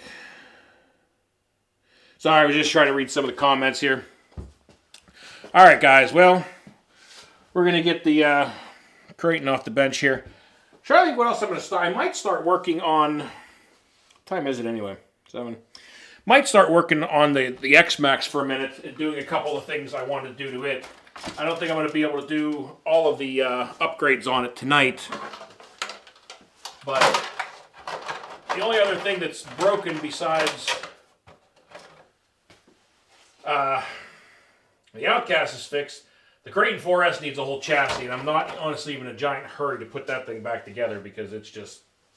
The Kraton 4S is on my bad side at the moment. Kind of frustrated with that car. The 8S needs a drive shaft, so I'm waiting for the part for that to come in. But the X-Maxx, what I need to do to it is maybe I'll put in the new the hot racing rear hub carriers on this thing. Throw this back over to here. But yeah, guys, I got the RPM. Sorry, I think I said hot racing. But anyway, the RPM up, the heavy-duty upgraded, larger size rear hub carriers for this thing. Whole bunch of people were telling me that, you know, it's definitely a good thing to do to these things because these tend to eat these bearings and, you know, blow them apart in the back are the first things that they've had problems with. So for the price of them, I figured I'd just order them and throw them in there and not deal with it. Hopefully in the future, I think I've heard of one guy so far that put the upgraded ones on them and still somehow, I seen a picture of it, and the bearing was actually melted into the carrier housing. So I don't know if his bearing locked up. Something weird had to have happened because that was just kind of bizarre. But yeah, so I think we're going to tear into the X-Maxx here for a moment and change these rear carriers out. The next thing I got to do to is put the gearing on, which I'm probably going to do maybe tomorrow, hopefully. I'm going to put the other gearing on the X-Maxx here. I got the 2050 gearing.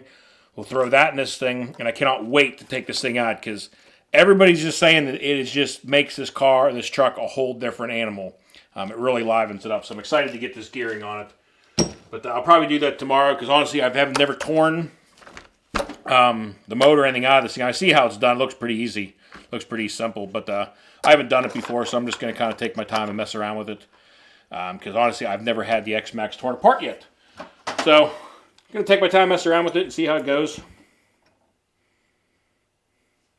GRC. Sorry, I missed what I missed here.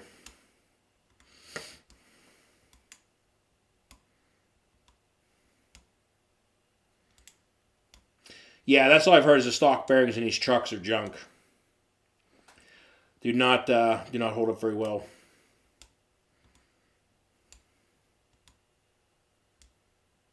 I'm sorry, GRC. Which thing are you referring to right now? I was missing parts of the conversation here, and I'm not sure what you're referring to at the moment. And sometimes I get talking and forget what the hell I was even talking about last. Just being honest. But get the nuts taken off of here. Oh, that's right. Yeah. I think, yeah, it was your video, I think, that I saw these in, right? Sorry, sometimes I lose track of who I've seen stuff from. But yeah, I think it was you were talking about these. So I've seen some people that did just different bearings. Some of them that did, the RPMs, the larger ones. And then other people that did the aluminum ones. I decided to just try the RPM. I've always had pretty good luck with the RPM stuff, so I decided to just give these a try. Now, these do have a side to them. That's the right. So, here's the left. So we'll go with that one first. How tight are these tires going to be? Am I going to fight with these two? There we go. Well, I guess I need my stand and a tire for the X-Maxx here. Or something. Of course, nothing really holds on there very well. I need to get a taller stand, guys. This stand is too short for most things, I've realized.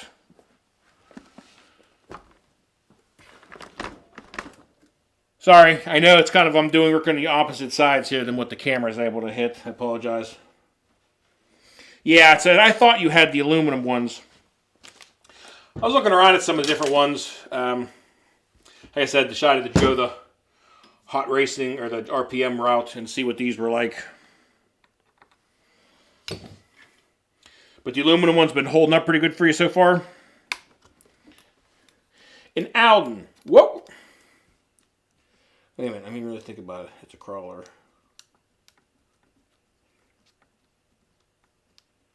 Oh, yeah. I wasn't sure what you were talking about there for a minute, Alan. Yeah. So, let's see how these are held together. I've never had one of these apart yet, so this is a new experience for me.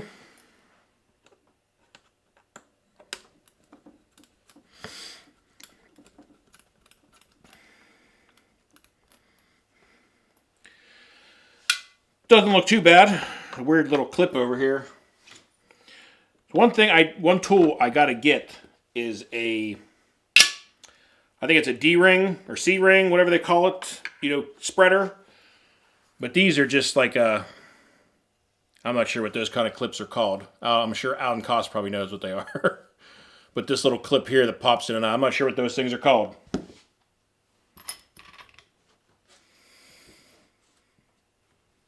Well, that's good.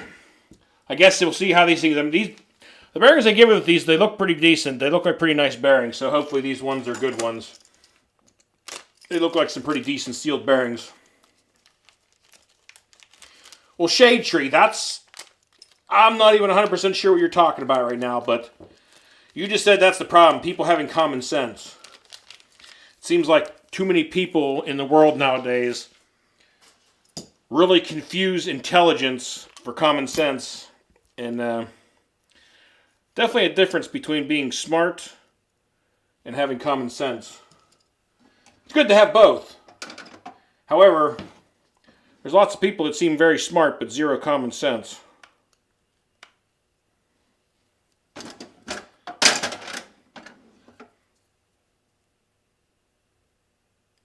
Yep, Joseph, I'm still going at it. We're working on the X-Maxx now, doing a few upgrades to it.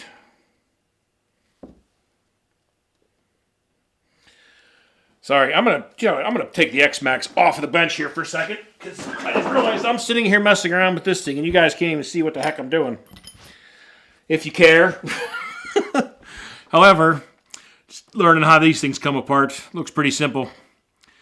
But weird little hex nuts inside. I'm assuming they probably have an aluminum version of this, huh? I mean, this plastics probably holds up pretty decent, but anybody have any problems with these plastic wheel nuts? Or not nuts, but the hex adapter. But, alright, so, wow. Holy cow, I cannot believe how small these bearings are in here. So I'm going to pop these out and show you the comparison on these. I didn't realize how puny these bearings were. So, as you can see, that's the upgrade. Stock ones versus the upgraded RPM ones.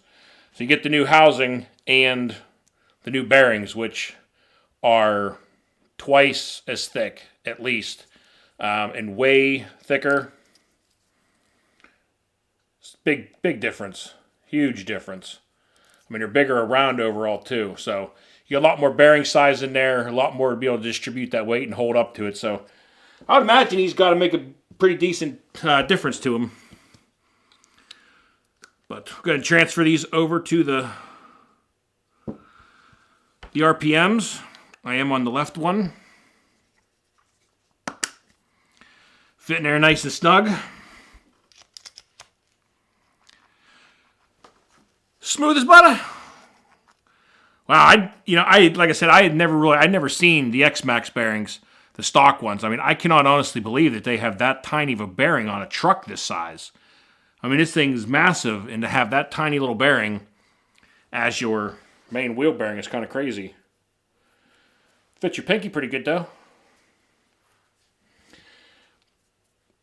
All right, well, not messing around. Get this thing back together. I gotta get this little clip back on without making it going flying the first time.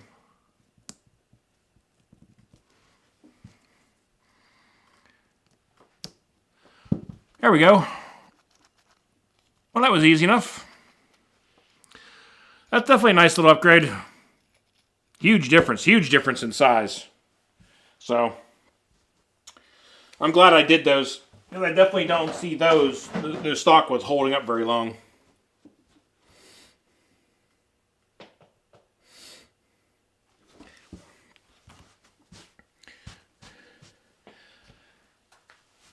Yeah, guys, any guys looking for teardown videos also of, like 6S differentials and, very detailed, teardown videos, definitely check out Outcast's channel, guys. Put together some great channels. He does machining on there, machining a lot of different parts. I'm sure a lot of you guys in here already know that, and I'm just speaking what you guys already know, but the work that he does with his machining and 3D printing is just awesome. It's really some incredible work. So, if you guys haven't checked them out, definitely go check them out, guys.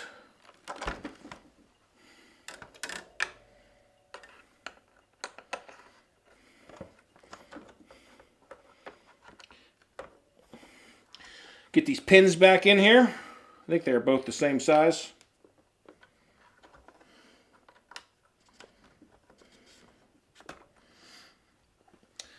Easy enough to go back in. You know, I was a little bit concerned, you know, going to the X-Maxx and figuring out how some of this stuff is put together. It seems like there's quite a few screws to get to some stuff and tear it apart, but the way that it's kind of modular with taking the front end or back end off of it seems not too bad. And I mean, just simple stuff like this is definitely easy to change out. You know, there's not a lot of terrible amount of screws or anything, so definitely not hating on the Outcast or the X-Maxx too much yet. Definitely scared about it at first, and how I was going to like the way that it handled and jumped and all that. But definitely after the BMX track and getting to run it down there yesterday for the first time and experiencing it, really like it. I mean, it's just like, it's kind of like a big, floppy, well, that was probably starting to come out really wrong. But the way that it is, like, it's not, it's definitely, it's far from, like, you know, the Typhon 6S. I mean, obviously, they're completely different cars. But, I mean, the way that it kind of jumps, it's very lumbersome in the air and floats around. But it's very, very controllable and goes where you want it to go. And the landings, I mean, the way that this thing lands from some of the jumps, you're waiting to hear just this bam, or this, you know, really loud impact, and it just kind of poof, it's like landing on a pillow with between the tires and the suspension on it. It definitely takes the jumps pretty well.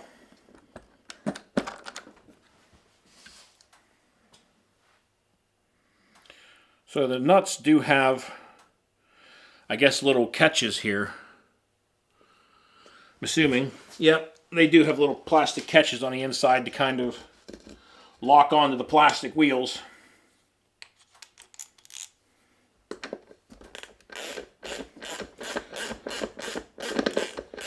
Buzz Lightyear build hit a 45 ramp at 160 mile an hour. Good grief. What was the Buzz Lightyear build?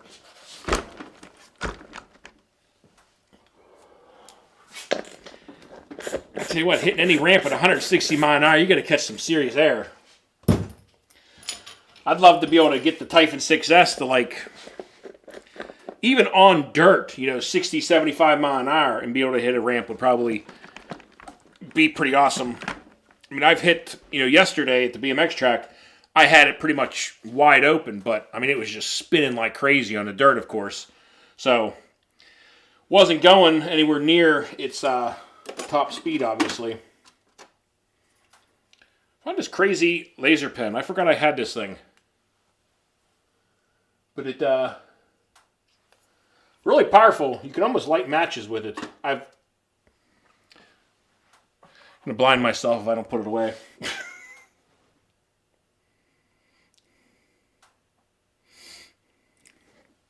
Alright, anyway. Trying to read and catch up and see what the heck you guys are talking about.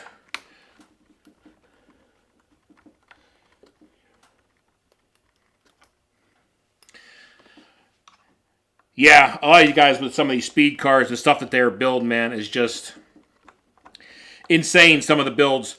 I don't know if any of you guys, I know some of you guys, and I think Alden is, but CMW Chris Woodward on YouTube, man, he is putting together one really beautiful Arma Limitless right now. I mean, it's got the auto-adjusting rear spoiler on it.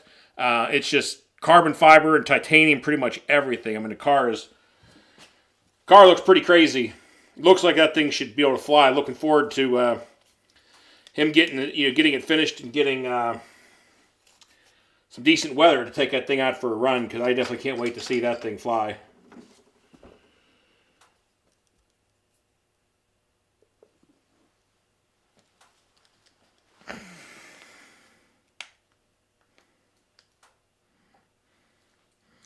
All right, well, I'm just changing over the last one here. These are easy enough to do. I'm not even going to bother popping that bearing out of this one. I just leave these around, I guess, as a backup emergency. If I happen to break one of these carriers, then at least I have something else I can throw in it until I get the RPM ones back in it. So far, pretty nice to work on.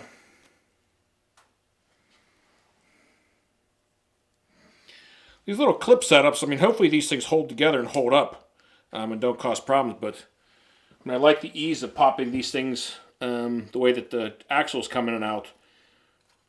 And they seem pretty stout. They seem pretty heavy duty, so it doesn't seem like there should be many problems with them.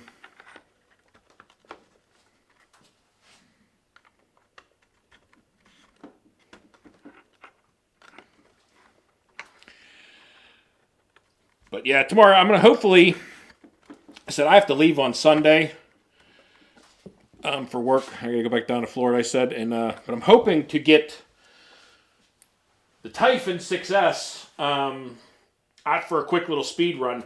I know we were talking about this earlier, but I don't know if I even got to it. But the Typhon 6S with those dirt tires, I got it up to 61. It's just completely bone stock. There's no gearing, nothing done. It's just one 6S lipo with the dirt tires on it. I'm going to run it again and see what we get with the same setup, but with the Hoons on it, with the street tires. And then from there, we're going to start gearing it up and playing around with it. But I think I'm hoping to take it out for a quick speed test, and speed video we'll probably put together on it before I leave. And see how that thing goes. Also have an interesting little car coming up you guys will see. It's supposed to be showing up tomorrow. A little bit more, I guess, kind of more of an entry-level RC car being sent to me. We're going to open it up and kind of put together a video on it and test it out and see how the thing holds up. So, be having that also coming up. Looks like a pretty cool looking car. Looks pretty nice. So, be kind of excited to test it out. All right, well, got the other RPM carrier on here and the upgraded bearings on the back. So that's one thing done to the X-Maxx. Thing is a ton of fun. But I'm gonna, like I said, I'm gonna do the gearing on it. But also after I get the 6S run, I'm going to just kind of run now with this new GPS unit. I want to run a couple of other cars and see what they're at. See what kind of speeds they're running. And I'm going to take the X-Maxx. I want to do, that's the one thing, I want to do the X-Maxx in its stock form right now and do a speed test on it. And then after I change the gearing on it and do another run, just as a kind of a comparison. Do it all in the same video, but kind of get a comparison between the 2050 gearing and the stock just to see what kind of speed differences there are on it. But I'm hoping to do that before I leave, but we'll see what happens. Weather, depending, of course, too, because today I thought was going to be a little cooler, but half decent, and it turned out to be snowing and less than 30 degrees. But, got the X-Maxx. Well, it wasn't really needed to put back together, but got one upgrade done on the X-Maxx. The next will be the gearing and the center drive shaft support. We got the Outcast fixed. I'm waiting for parts for the Kraton 8S. It just needs a drive shaft, so it's a pretty simple fix. Nothing too major on that one. But yeah, I just need drive shaft for that. I need the wing mount now for that. All this stuff's all running. The Kraton 4S is definitely going to be a major teardown because I got to change the chassis out on it. And I have my donor chassis up there from the Senton. Or I might just order another one because prices of chassis at least have started coming down. I don't know if you guys were buying chassis during like early COVID, but prices of chassis, you know, went from $18 up to like $60, $70, $80 where people were asking for a composite chassis. I mean, they were just off their rockers. I mean, it was just robbery. It's like, you know what? The car will stay broken until people get a grip on their prices on Amazon and eBay again, because I was not paying $60 or $70 for a composite plastic chassis, that's for sure. That was just nonsense. Out. Hold on. Your sticker does look awesome on the back of that thing, Froggy. I need to get some more. I completely screwed up the day I ordered that one, man.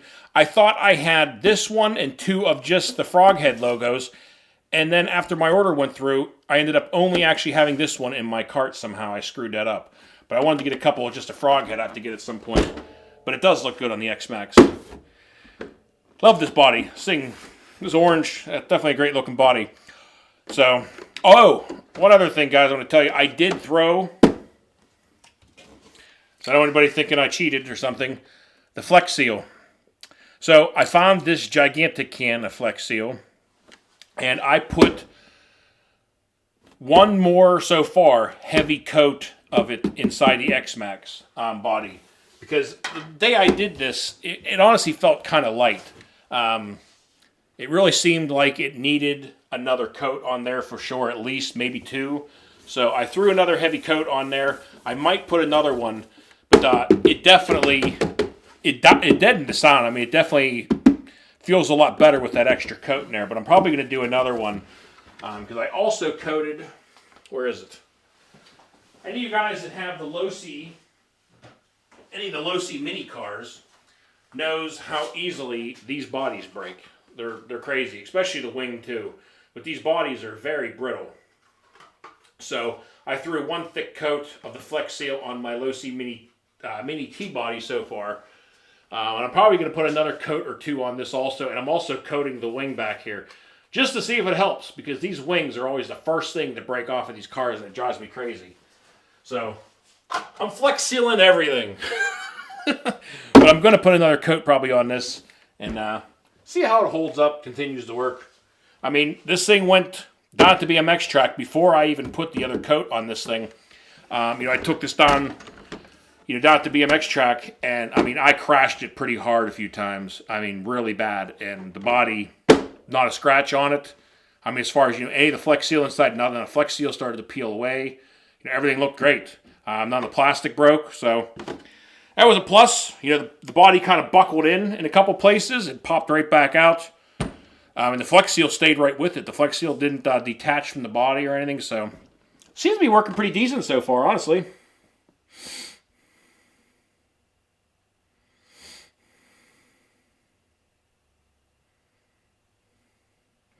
Yeah, I'll have to get some more. But Alden, sorry, Alden, I know I got distracted there for a second. I've been looking around for the plates. Now, get sidetracked a lot with things. But I've been looking around the plates, and I don't know what the normal cost of the 7075 is, what's reasonable and what's outrageous.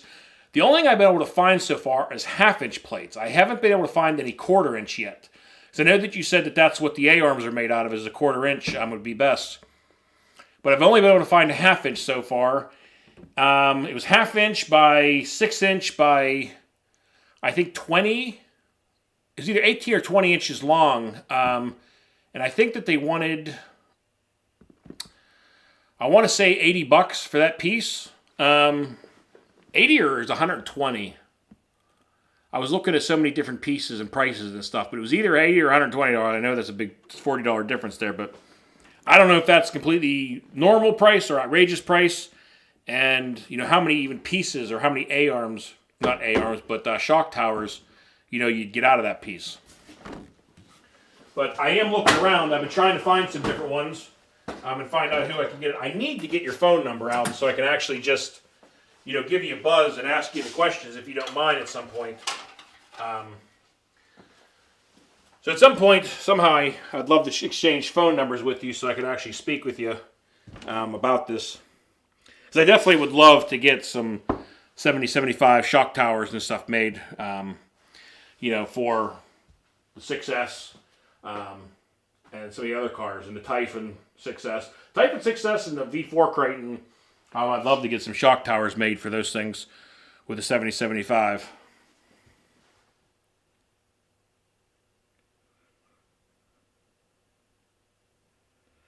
So I'm going to see him. Well, I was looking at those phone cases, Frog. I was checking those things out. They're pretty crazy. Yeah, Trax is so old, they have about...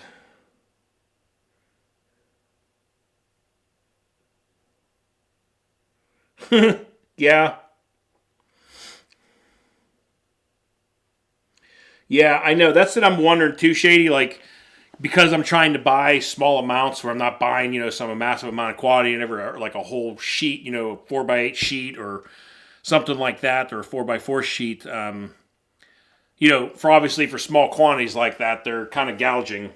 Not really gouging, but just you're going to pay more that way.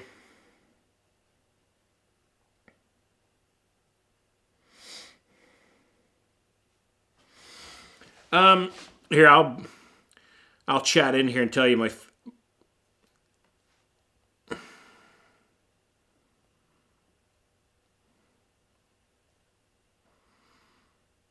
So out there. So there's that's me as DJ. That's what everybody calls me, is DJ. I've been called DJ since I was like a year or two old. Half the times people say David or Dave, and I don't even register the name. I've been called DJ all my life, so it's just what I'm used to. But, yeah, that's what I am on Facebook. There was an old account. I don't think it exists on there anymore. But there's basically a picture of me on the front from behind with my fingers up like in the peace symbol walking out onto the beach. Which is kind of where I want to be right now, too, from this cold. But, well, I think that's about it for the night, guys. Definitely will not wait to take this thing out. The old Typhon 6S with the hoons here.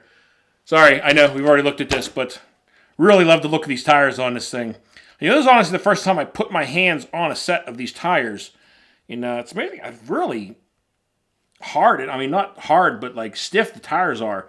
I see people blowing these things out. And, I know the cars are ripping pretty fast, so it's crazy. But we're going to take this thing out, get a few speed rips out of it, see what she can do with just the tires, and then start gearing it up a little bit and see how she works out. Oh, I got to get a pin, too, and I don't have one for this thing. And I think I was telling you guys earlier, you guys can see right there, the pin fell out, and there's normally one of these pins, in there that hold the shock, because right now the shock would pull right out of there, but the shock fell out. The whole front end just collapsed, man, and this car just went rolling. This wing mount's all bent a little bit too now on this poor car. But this thing's been a ton of fun, man. This Typhon 6S is kind of just a great all-around car. It's a basher. It can be a speed car. It can be a track car if you want it to be. It's all-around fun. But I think that's going to do it for this live stream tonight, guys. Been going for a couple hours, I guess. Been good. Got a few things accomplished. Got the Outcast fixed again. That thing, tons of fun. Pretty much everything else is just waiting for kind of a minor part. Pretty much everything else is just kind of waiting for a minor part at this point, like the Kraton 8S and the Kraton 6S. Kraton 4S, I'll fix that whenever I get to it. I don't really feel like tired of tearing that truck apart. I honestly might sell it. Really seriously thinking about selling the Kraton 4S and maybe getting something else, taking the money and putting it into something else. I have a ton of fun with the truck when it runs, but it's just kind of turned into too many headaches. Just had too many problems with it recently. Get out there and get to run it for 5 minutes and then something ends up blowing apart on it. It's kind of driving me crazy. But anyway, I think that's going to do it for the video, guys. So if anybody has any further questions or anything else they want to chat, just how much you want for the 4S, I don't know. I don't know how much it's worth. I obviously get it fixed. I'll fix it before I sell it. Put another chassis under it.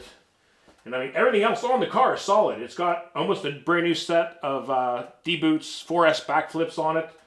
The rear differential has been rebuilt and shimmed. It's got a brand new clutch in it. Got brand new shocks. It just doesn't seem to like what I do to it. I'm not even that terribly rough on cars, I don't think, but it does not like me very much. I guess if kind of keep it a little lower to the ground, it might treat you better, I guess. But I don't know. I'll talk to you. I don't know. Does anybody have any input out there? what you think a Kraton 4S is worth, you know, in working condition. You know, I'll put a brand new chassis under it, and, you know, do the work, but, you know, put it, you know, as a whole. The only thing I don't have for it at the moment is a transmitter. I'd have to figure out that part because I have it on my FlySky transmitter. I don't have a transmitter receiver for it if I pull that out of there.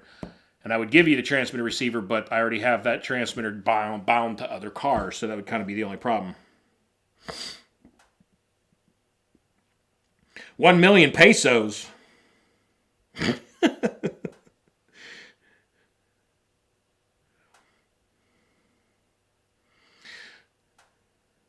Yeah, that's, I mean, a Dumbo transmitter. Tell you what, this is what you need to do, Frog. You need to enter my contest doing the figure 8 challenge in reverse. You can win the Dumbo transmitter receiver and then buy the car and you can put it in there. It'll work out perfect for you. Any of you guys that haven't seen that video, make sure you guys try and enter the contest. This is going to be fun. You just got to do 3 laps in reverse, do 3 figure 8s, or you know, run the obstacles. You guys will see the video on my channel, but it'll be fun. Do fastest lap times doing it. We'll win a Dumbo transmitter receiver combo.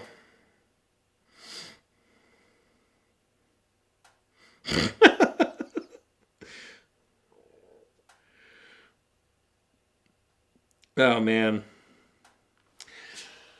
All right, guys. I think that is it. Everything else is working. I don't think I got anything else I need to work on or go over. So I think that's going to do it for the live stream tonight, guys. I hope you guys, thank you for everybody coming along and hanging out. It's been fun.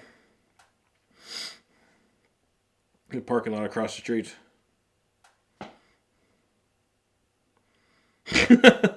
Need to set a track. Seems fun. Use the parking lot across the street. Well, if you're on concrete, are you jumping this thing or are you trying to stay on the ground?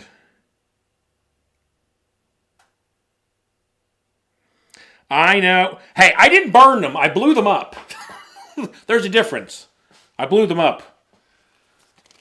But yes, in hindsight, that was a bad idea, but it was fun. But I still hate those transmitters. No. You know what? Those transmitters are garbage. They don't even... I don't even want to curse anybody else with those transmitters. However, I do still have some receivers. And that was another question. And I know this is a simple answer I can look up and find. And I'm pretty sure they do.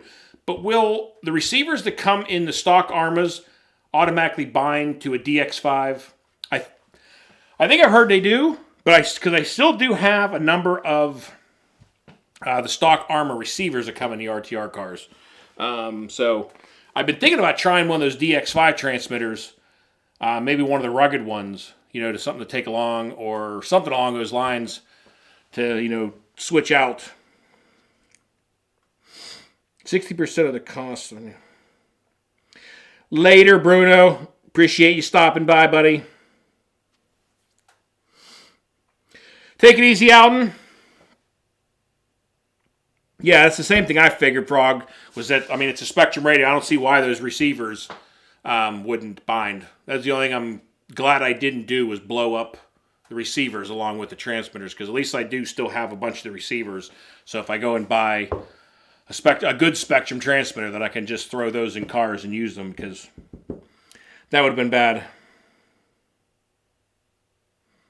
Yeah, GRC, I do. The videos I just posted up on my channel, you go to my channel and go to videos. It's like the second one down on the list. You'll see it. It says the Bars&tone Reverse 8 Challenge. Basically, you got to make a video, post it up on your YouTube, and then put a link to your video in the comments of that video. And then I'm going to go through everybody's video. And, whoever has the best time in reverse for the figure 8s will win the transmitter receiver. It'll be fun. So go check out that video. It has the details and the description of what you got to do and all that good stuff. So if anybody's interested in entering that thing, go check it out.